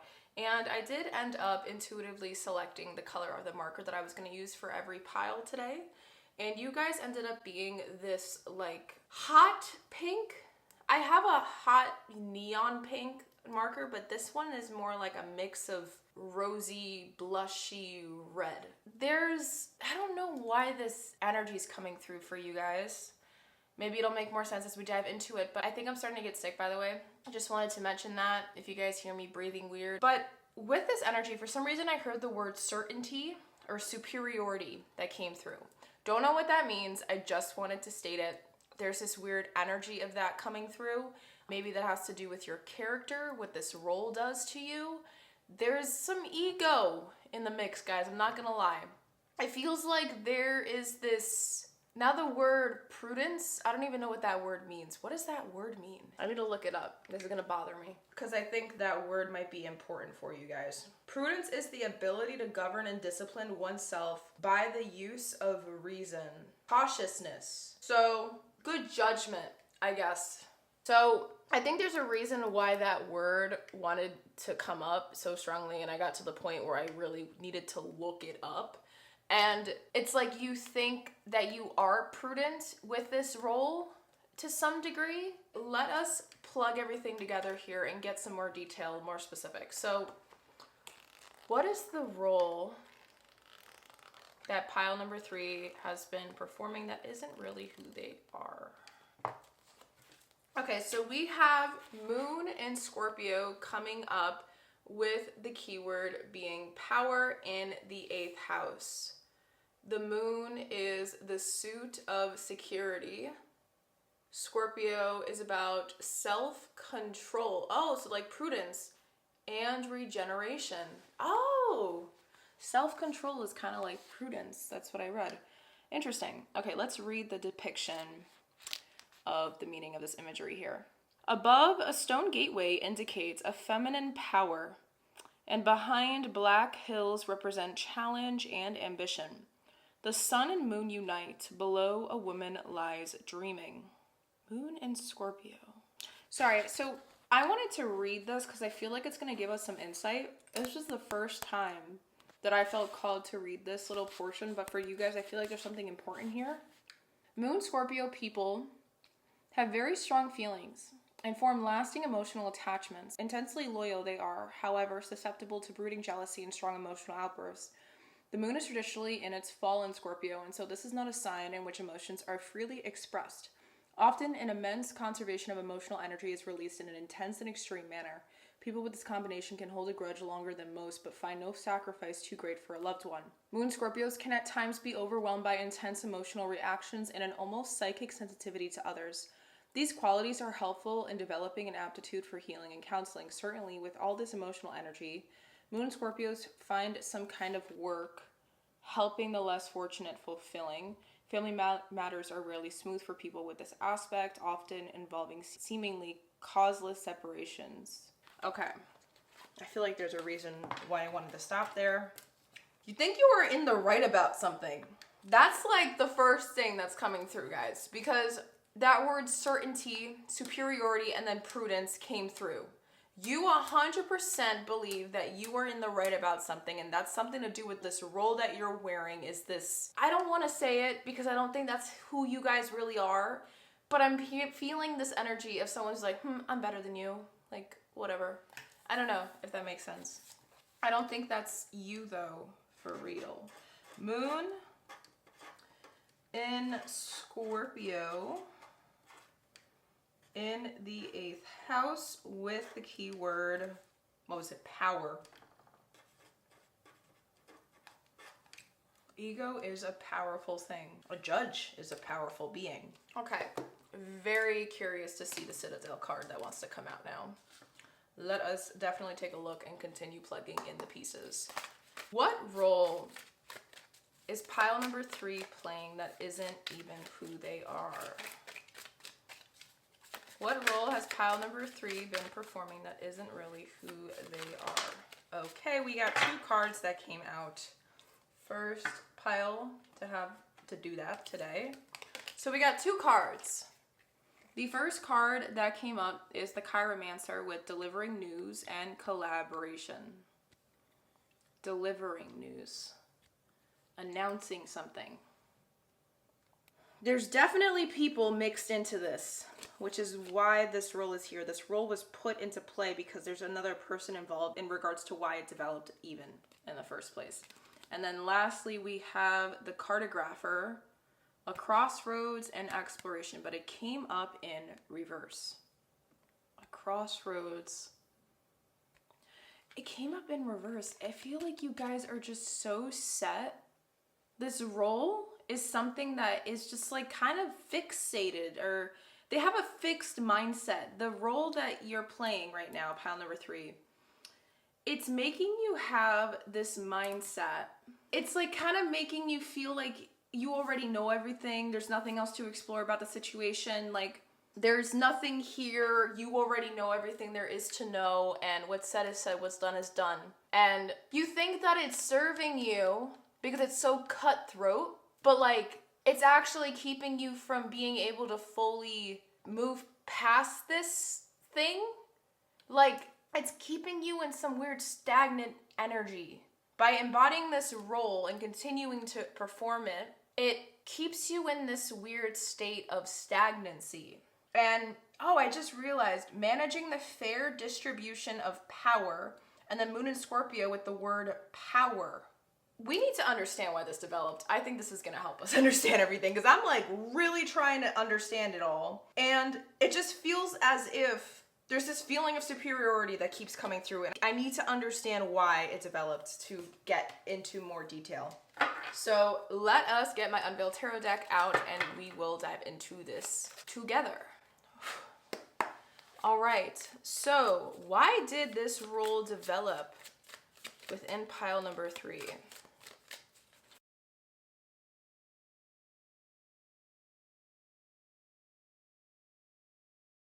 All right, no idea how many cards we got, but the back of the deck energy here is the Empress. If you guys did feel drawn to pile number 2, highly recommend. Maybe that's gonna give you some more insight. I feel like for some of you guys, like some rare people that did feel drawn to pile 2 and 3, there's some information there. It's gonna apply to, it's like a situation that's so specific that you have to listen to both and plug in the information to your situation as you see fit, because I feel like something there is gonna help. Okay, so we do have the Empress. Like, you're in a strong position right now, pile 3. At least that's how you're making it seem. We're gonna have to continue looking, because there's this feeling of like, I'm good, I'm right, I know what's best maybe, or like, you're covering something up. There is something that's trying to be covered up. I can feel it. There's some, you guys are hard cookies to crack. Maybe because this moon in Scorpio came up to show this role, because this role got developed to protect something very vulnerable, very, very, very extremely vulnerable inside of you, pile number 3. So let me see if I can just slightly move these out to the side so we'll have space. Okay, great. Because this is a significator card that came out. I did not show you guys. We did get the Lovers that shot out. The Lovers card is about the number 6. It's ruled by Gemini. It's about choice. A crossroads, yeah, choice, making a choice, having to make a choice. And this developed because you had to choose between something. There was definitely people involved though. This is weird, very specific, but some of you guys might have gotten out of a relationship and it was like, I guess what the world would say, toxic in a way. And you're like, I'm not having it, I'm done. Like, you talk to your friends about it, or you talk to people about it, or you somewhere talk about it. And the way you talk about it with yourself as well is like, oh, this person, blah, blah, blah, did this and that. But what about you is what I'm hearing. What about you? There's two sides in a connection, whether it is a relationship that's romantic, whether it's a friendship that's amicable, whether it's familial, parental. There are so many different relationships that one will experience in their lifetime. Different kinds. And there's two parties in these types of connections. What about you? That keeps coming through. I don't know what this is going to show us. Obviously, we didn't dive into all the tarot cards we got out for you in terms of why it developed, but I feel like this role specifically did develop because you made a choice for it to come up. There's this feeling of entitlement or superiority coming through. Remember, by the way, these readings, they're meant to sting, okay? I don't do surface level crap here. This channel is not for it, and if this is a reading that you're not ready to listen to, I highly recommend that you guys click out of this video right the F now, because I do have a feeling that this reading is going to be intense, uncomfortable, hard to hear, probably very triggering, and this is where you got to ask yourself if you're going to make the choice to show up for you right now, okay? That's all I wanted to say. Just keep that in mind as we continue forward. Highly recommend, if you guys are not yet, take notes, guys, please. All right. So we have 1, 2, 3, 4, 5, 6, 7, 8.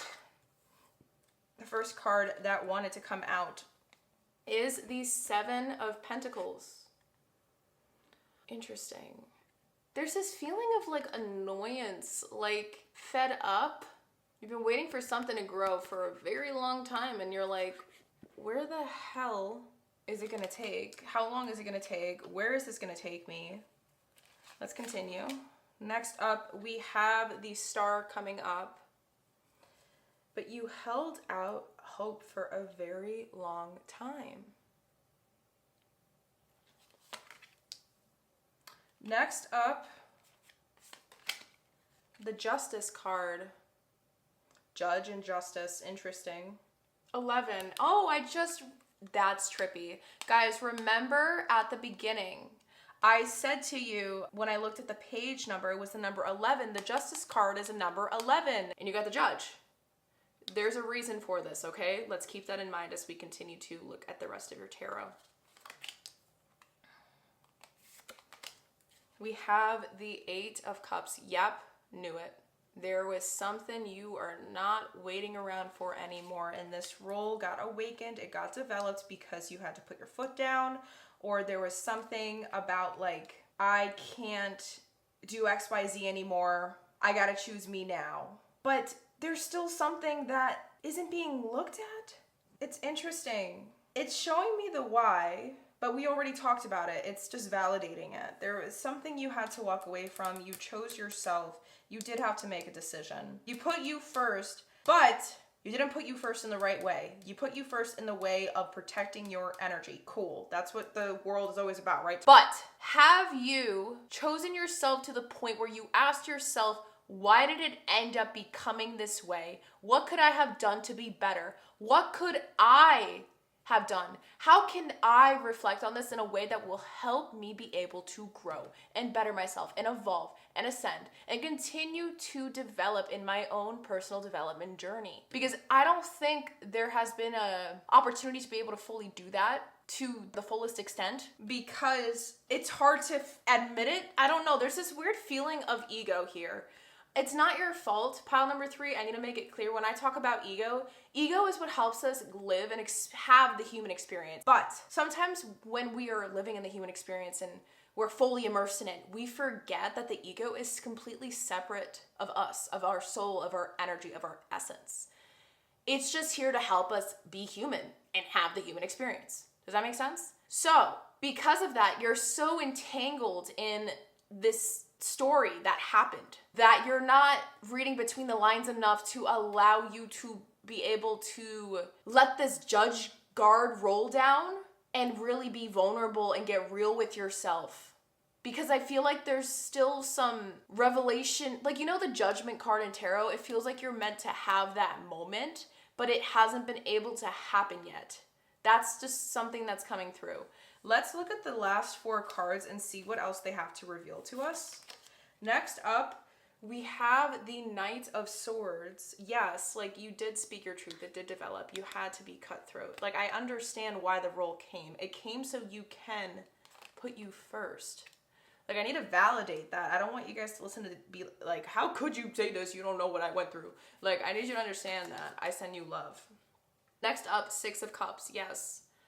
This was probably some sort of, I'm hearing that you could have learned so much, or there was something that they were trying to teach you in this connection, in this experience. There was something, it wasn't just putting you first, there was more to it, but maybe because of how intense you felt things at that time, it felt like a stab in the heart every time, because that's ego. And then whenever you feel a stab in the heart, your ego is going to create a shield of armor to protect you so that you don't feel that stab in the heart again.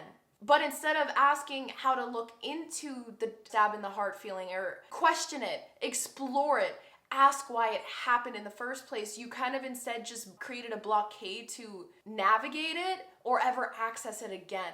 And then eventually, by creating more blockades, it created this judge role of just like, I know I have certainty in this decision. I know that I did this, and that this way. I don't know if that makes sense. It just keeps coming through. Next up, oh my God, Judgment. Judgment. I was talking about it and Judgment comes through. There is a reason for that. And it's right underneath Justice with the number 11. New beginnings, baby. Lastly, we have the Queen of Cups. Okay, this is beautiful. So you did put you first. 100%. You are in a good position, like I said, I felt. But now I'm getting it. This role doesn't need to be here because now it's holding you back from being able to continue to move forward. It's still there because you still think you need to protect something vulnerable. But the threat is gone. Pile number 3. And for some of you, I'm hearing, I don't know if this is you talking back in this video or thinking to yourself, but it's technically not because I still have contact with this thing. Listen, who's responsible? Who can create the boundaries? You. Who is able to have that amount of control? You have control on when to see this person or when to have this experience again. You know what I mean? Like, you have full control of it because you're the one that's going to show up, you know? And there's always ways to figure that stuff out, especially when it comes to boundaries, pile number 3.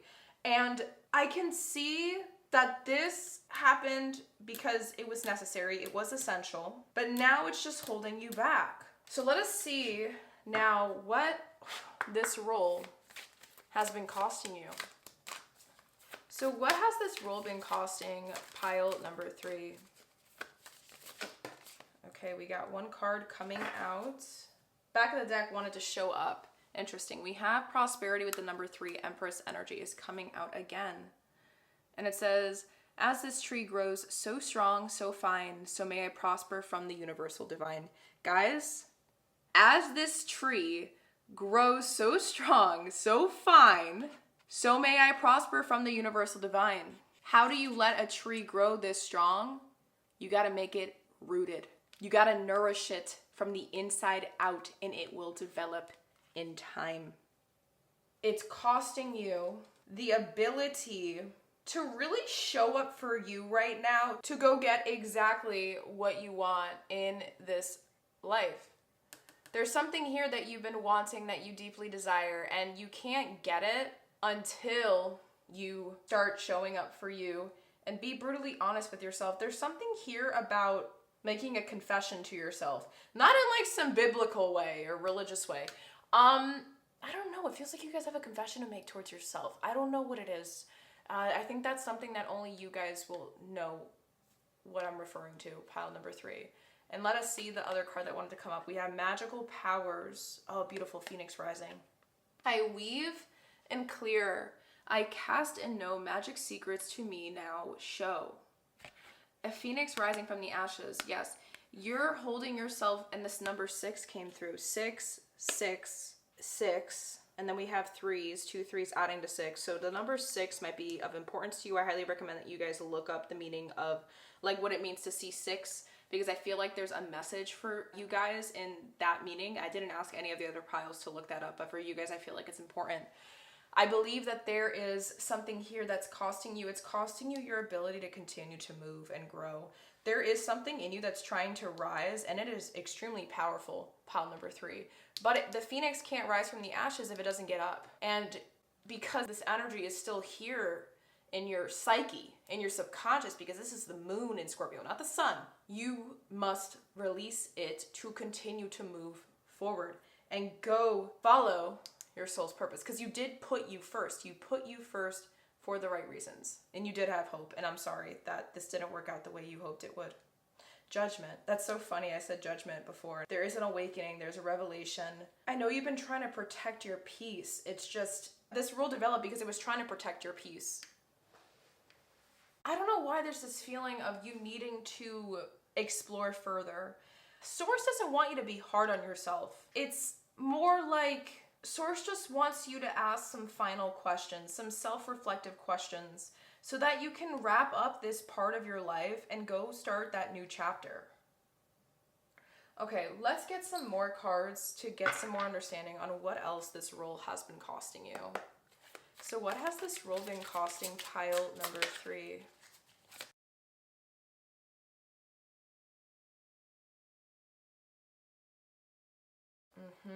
One more. Back of the deck wants to come through. We have reflection with a broken mirror and projections. This actually is aligning with that weird controversial feeling I was sensing earlier. I don't know if you guys heard me when I was like kind of going back and forth with that. Like I knew you did it for yourself, but then there was this feeling of superior projection. I feel like this is an important word. This person, this thing, you were supposed to learn a lot from, and you learned some things, but there's still some reflecting you're meant to do. Reflecting, yeah. I think this person mirrored, or this situation mirrored something that you do yourself, that you have trouble being honest towards yourself, that you know you do, and it's costing you the ability to be honest with yourself. Okay, so the other card that shot out earlier, we have Steadying with My Essential Oils Oracle deck. The keyword is anchor, trigger statement. I am not ready for what comes next. Yes. True statement. I take it one step at a time. Although things are shifting so quickly, be present and know this is part of a greater plan. This is reminding me of the Empress and how rooted in the tree is. Like taking root. As this tree grows so strong, so fine, so may I prosper from the universe. Because you're still in this process of growing. And I think maybe that's why I was sensing so much ego originally, because it's still a new thing that your ego thinks it has to protect you from. Does that make sense? And this is what it's costing you. It's costing you the ability to believe that you're able to begin now and continue to move forward, because you are ready. You've been ready. It's just to move forward, there needs more self-reflection. Reflection is part of the process to move forward. Does that make sense? Okay, the other yin yang card we got for you, oh my God, and another mirror. I kid you not, this is no joke. Look at this. A mirror that's broken, and this is the back of the deck energy. This is showing me the current energy of you. What it's costing you, healing and the inner child. Yes, and this mirror is not broken. There is a wound here, pile number 3, that created the development of this judge role, this energy, this archetype within you. And if you're not keeping it in check, if you don't allow yourself to do the reflecting that is necessary to create the right roots to help you be able to grow and prosper, then what's the point of choosing you in the first place? Like, you gotta make sure and remind yourself why you did it. Why did this happen? Why did this all happen? What is the real purpose for where I am right now? And what's the point if I stop now? What's the point if I let myself suffer and think that this is the end? Because in reality, there's something that's trying to take flight, but the taking flight cannot happen if there is no reflecting on your why behind it too. Because it's costing you control. It's costing you to forget that there's a reason why you decided to walk away from the situation in the first place. The feeling of lack of control is going to stay until you remember that it was you that made that decision in the first place, because you did choose you. You made that choice with the Lover's card coming in. There's so much 6 energy coming through. It's insane. And 6 of Cups is about inner child, like nostalgic energy. So this could have not even been like a connection. It could have been like a family dynamic you walked away from. This could have been something to do with like some sort of environment that you were in that wasn't healthy. So let us now see who you really are beneath this role, because I'm curious to see who you really are. And we're going to be doing this by pulling out an archetypal card and checking to see a second natal chart placement that wants to come through. So who really is pile number 3 underneath this mask and role that they've been playing?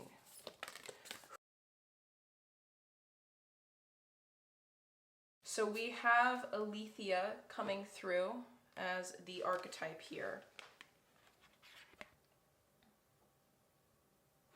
You're a change maker. You are someone who can move mountains if you put your mind to it. You're somebody that can do the sun energy and the moon energy and make something beautiful. However, I don't know if someone tried to like shrink your power in the past. There's like this weird feeling of wanting to rebel, or I don't know if that's an inner child thing actually. Like, not rebel, but be heard. Like, I feel like there's a very outspoken energy within you that hasn't really been fully explored yet by you, pile number 3. And it still wants to be heard and seen, but it hasn't figured out how it wants to show up in that way just yet in your life. Let's continue and see the placement that wants to go along with this, and then just piece it all together. Something is trying to grow though, but it needs a structure and it needs flow at the same time. You got the flow part down, but you don't got the structure down because you don't know how to trust yourself just yet, or you're having trouble. Like, I don't know if you can call your inner world safe, like a safe space for you to come back to. Like, do you feel safe alone? Do you feel like it's easy to have quiet time and be in your own energy for long periods? Like, is it hard for you to do introspecting? It feels like there's still something you're not being fully honest with towards yourself about, that there's like a confession you need to make towards yourself. And because who you really are, it can't be born without those steps. Okay, who really is pile number 3 beneath it all? Okay, so we actually got Mercury in Taurus, with the keyword being resistance in the 2nd house, with Mercury being the suit of change. Ooh, I love this, because change maker, I said that earlier. Mercury's about change. Taurus is about material values, and Taurus is the most stubborn zodiac sign in all of astrology. So let me just write this down and we will get right into it. I knew it. Okay. I don't know if you guys think fear or being scared is like a weakness or something because of your past. There's something to do with your past continuing to kind of like shine through here. And who you really are beneath it is someone who likes to be, I guess, certain. That makes sense now. Okay. You are someone who likes to make the right decisions. You are actually a prudent person. You are all these things. This role is who you are, but the badder qualities, the qualities that you know are holding you back, is not. And I think that's because there's a wounded view that's driving in the backseat, trying to control this role and how it gets shown externally in the outer world, the world outside of you. And that's kind of what's been going on and is creating some confusing chaos. It feels like you don't really know who you are just yet, or you don't know what to do. It feels like you're stuck somewhere. You don't know how to move forward or backwards. I'm curious. Let's take a look to see what this booklet has to say about the aletheia. I feel like there might be something there that's going to help us. Aletheia. Confession. Look at this. Truth. Our soul recognizes the truth when someone speaks it. A cool wave of relief washes over the room, and all the facts and figures in the world fall by the wayside. Such is the power of aletheia. It has an undeniable resonance that goes beyond the rational. We can also recognize aletheia by its contagiousness. When we hear someone speak the truth, we see the truth within ourselves and are more likely to tell our own story. The aletheia card requires us to step toward an act of truth, confession. Oh my God. This might look like a conversation, a gesture, a poetic act, or a ritual that honors the unveiling of what's been concealed. Yes, you're hiding something. I knew it. Reclaiming your own truth is a way to reclaim your vital energy, health, and sense of belonging in the world. Truth has its own wings. Set it free. When light, clarity, revelation, judgment, disclosure. When dark, distortions, gaslighting, excuses. Okay. Picasso said, "We all know that art is not truth. Art is a lie that makes us realize truth. At least the truth that is given us to understand." It is said that the resonance of our voice changes when we speak of falsity. In this light, practice seeing truth as a vibration. That makes sense. So maybe that's the resonance of your voice has changed because you're not being honest with yourself. There's this weird like entitlement feeling, but you're hiding something. And who you are is actually scared. You're scared of something and you need to be honest with that fear or else it's not going to be able to, like, the more you deny it, the more you're going to not be able to overcome it. You need to actually face the things you're scared of, not run away from them. The more you run away from those truths, the more you end up becoming it and become the monster of it. And your ego is going to try to protect you even more. And it made something that some parts of this archetype is not really you. And you know that. I feel like you guys are deeply emotional people listening to this pile 3. But that's a beauty. That's not a weakness. That's a strength. The vulnerable people are the most powerful people. And I don't think that you have came to terms with that on your own just yet. But you're slowly rising. And this rise will only continue to get stronger in effect within you, and you're going to be able to become more empowered within yourself once you start releasing the role that you've put on yourself and this ego energy. There's some weird bad survival mechanism that you've been stuck in for a while ever since all of this has happened to you. So let us take a look now and see what you should start doing to begin releasing this for good, because I think we've all reached that point where it is time for us to figure it all out together. Let us get into this together. So, what step must pile number 3 begin taking to officially start releasing this role? What first step? Okay, the Tower. Collapse it. Break it down. Be brutally honest with yourself. Let it go. I'm not ready for what comes next. Yes, you are, honey. You just gotta be your own anchor to believe it. It's asking you to do the collapse. What is the first step? The pile. Maybe some of you guys are in this connection, in this situation right now, and Source is trying to give you the green light to just do it. That is another thing that just came through. So the back of the deck we have here. Yeah, you're still so, always back of the deck energy is about your current state. I need to make that clear. You got the Two of Swords here. You're scared, which is valid.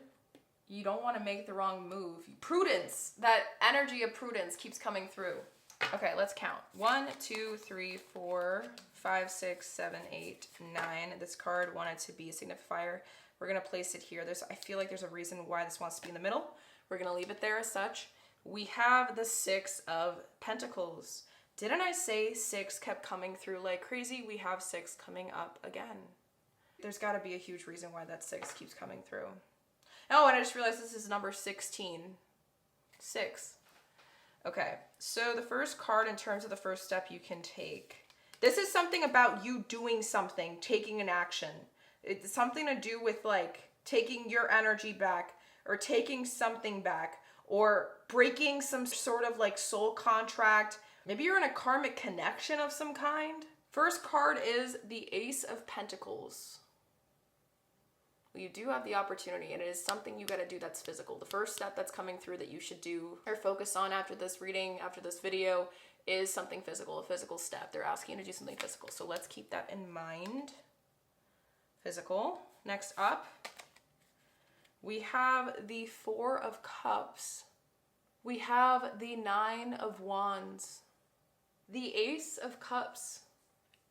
Again, the same message of putting you first, but doing it a little bit more aligned with soul truth. Next up, the Knight of Pentacles. Taking it one step at a time, taking your time. That came through twice. Don't focus on anyone else. Focus on you. Maybe some of you guys came from an environment or a home or an upbringing that just felt extremely unsafe. Maybe you guys live in an environment that doesn't feel safe. What I mean by safe is like maybe there's a gaslighter, maybe there's a narcissist, maybe there's something that is making you feel like you cannot do your healing, if that makes sense, or do your level up, or do some sort of growth process. Next up, we have the Page of Pentacles. Something is meant to get built, no matter how scared it might make you. There is a process that needs to be fulfilled. And you can do it. It is possible. I keep feeling like you're somewhere where you feel like it is not possible to do this thing. I might not be completely specific, but I think it's because some of you guys already know what you're meant to do. Okay, other card we have here is the King of Swords. I like the symbolism here with his little heart, and I think it's because it's underneath the Ace of Cups, and I think there's a reason for that. And I believe the reason for that is because it's trying to say you're doing this for you, but in order to do it for you, you got to bypass the ego. And in order to bypass the ego, you need to remember that emotions are there to show us information. Okay?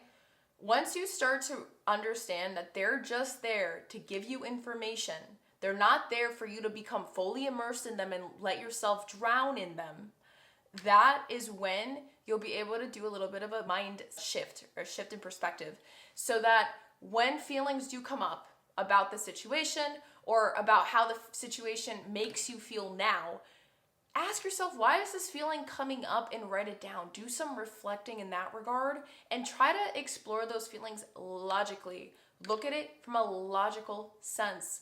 Put all the facts together. Remember, the good qualities of a judge means that they need to discern all these things and look at all the facts in front of them, regardless of how they feel about the people involved. Does that make sense? And so you're being asked to do that. And that's what's going to help you be able to release the more negative qualities that this archetype is making you do, this role, this mask that you've been playing. The superiority game, it doesn't work anymore. And you know that. You need to understand that, yes, you might think all is done, or there's something that can't be reversed or changed. Words that were already said can't be unsaid. But what can happen is reflecting and growth through this process. And there's something here that you're meant to learn or grasp or have an understanding, like a full circle effect with. And it's only going to be able to happen if you start doing that reflective state stuff. I think it's something about journaling. Like, you try to write down. When I say write stuff down, I'm saying like physically, just the first step that comes through, write that down. Just keep writing down. Even if you're like talking to yourself, I don't know why I'm writing this. I just think I'm doing this, because watch what happens. your brain is going to start to vomit all over that page. And you might not even want to be able to stop. You're going to get in a zone and that something's going to happen. Something might be unleashed and you might go through some sort of purge that way. I feels like there's something here that needs to be like bleh, like said. And in order for it to happen, the confession, you have to do something with writing it down. It's not on your phone. I mean physically with a piece of paper and a pen or some sort of writing utensil, guys. Last card, I feel like I want to place it on top of all of these. We have the King of Pentacles. The energy of Taurus lies in this card. I always see the King of Pentacles as the king that is the most successful king out of all the kings in tarot. Because it took a long time, extremely long time, for this king to become so powerful, so abundant, so wealthy, so rich in life. He has the ability to find structure and flow and marry them together. He can have fun and let loose, and he knows the time when not to. And that's why there's such a cool dichotomy in this card, because you see this person like gambling, having fun, just living life, but there's also this energy of like a meeting, and there's seriousness here surrounding them, and they're in some sort of tower in the city. They're making lots of money. You know, there's a legacy, an empire that's been built here. And now it's just being maintained, and they're living life while doing it. And you're meant to get to that point because you're in this process of starting to build something, but it can't be done if you don't start being brutally honest with yourself. And I know that you're at a point right now in life where you feel like wounded, battered, like just tired of something, like you're sick of giving it your attention. I don't know, like I feel like you made terms with something. Like, you know when a judge makes their final say and they hit that gavel? I feel like you made that in your mind. And maybe that's why Mercury and Taurus also comes through, because they're so stubborn in nature. And so it's like, but no, like your guides are calling you out basically and saying, no, like you got to do it this way instead. Okay, let us take a look and see some final messages that want to come through, maybe some additional steps to take to continue releasing this process and move through it and release the mask, embody the real you. Maybe there's going to be some extra stuff that comes through. So the first couple of things we're going to do is we're going to be reaching in my little jar here. I created this when I was healing from wisdom teeth extraction, got all 4 removed. I mean, it took a lot longer to heal than I planned, 2 months. I'm gonna be reaching in here to see what wants to come through as messages from source. And along with that, I also feel called, I haven't used this deck for any of the piles today, but I feel like you guys need to see what wants to come through as an activation card. I feel like there's something important here that's being manifested and created, and you need some form of confirmation. So let's make that the first thing. Thank you. Synergy. The number 41. And the back of the deck is emergence. The frequency of emergence invites us to approach our reality with a childlike attitude of innocence and wonderment, and to watch and celebrate the beauty that unfolds from that place. For synergy, it says, the frequency of synergy supports our allowance and acceptance of not so obvious, never seen before combinations and unions that result in new ways of functioning, working, thinking, relating, loving, and being. It reminds us to embrace the unfamiliar, so that new yet exciting co-creations can give birth to a new reality. Yes, you are a change maker. Give birth to a new reality. Yes, there's something here that's trying to be birthed. This is just continuing to confirm that. A phoenix is trying to emerge from the ashes within you. My beautiful pile number 3. And to finish that up as well, we're also going to be pulling some cards from my Soul Truth Self-Awareness deck as well. And then before I shuffle these up and get those questions out, we're going to get the little siblets of paper out. So final messages for pile number 3. Okay. So you have 1, 2, 3, 4, 5. 5 little papers that wanted to come out. So let us see what they have to say. This energy feels like 4th house vibes. Inner child, ancestry, unspoken needs. Start there. If you don't know what the fourth house relates to in astrology, highly recommend you guys do some research on it. But it's funny how inner child comes up twice. We get the inner child right here as well. Okay, for the next little paper we have here. You're not being dramatic. Your feelings are information. Wasn't I just talking about that? Come on. I did not expect these papers to be this on point with all my readings so far, and every single reading I've done today, marvelous. Every time you catch yourself obsessing, ask, what part of me is still looking for control? Beautiful. Next up, every time you say, I don't know, follow it with, but if I did know, what would the next brave step be? I'm going to repeat this because I think this one's important. Every time you say, I don't know, follow it with, but if I did know, what would the next brave step be? And lastly, for the papers, before we finish up with some soul truth self-awareness cards, beautiful souls, your next breakthrough will be triggered by something annoying. Pay attention. Let us now finish up your reading for today by getting some soul truth cards and see if there's any other messages from source that wants to come through for you to walk away with. Final messages for pile number 3.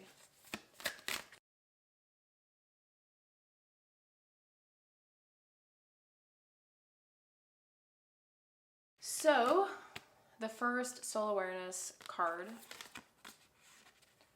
What do I resist feeling right now?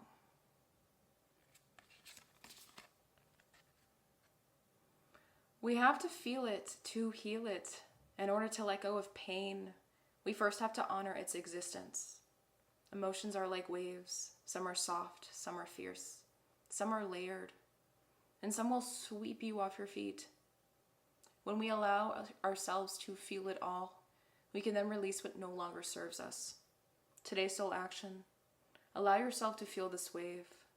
Let it move through you, no matter how long it lasts.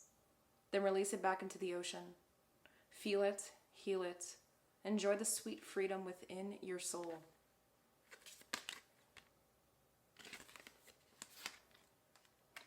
And lastly, beautiful soul, does my life have room for more pleasure and play? In what areas are you lacking pleasure right now? Maybe in certain relationships or with work. Is it possible to shift the seriousness of life to experiencing a more creative, wild, and playful side of you? Today's soul action. What would happen if you added more play and laughter into your life? What area is lacking this right now? Take time to play. Let go of any need to produce anything. All right. Wow, this reading was pretty intense, if I do say so myself. So if this reading found you at the perfect time, I do hope that you'll honor that timing and let it support you beyond just this moment. Because that role you've been living in, it might have kept you safe once, but it never was who you really are.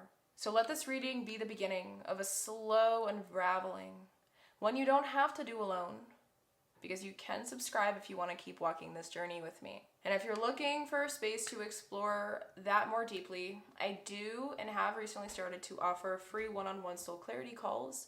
No pressure, just truth and support.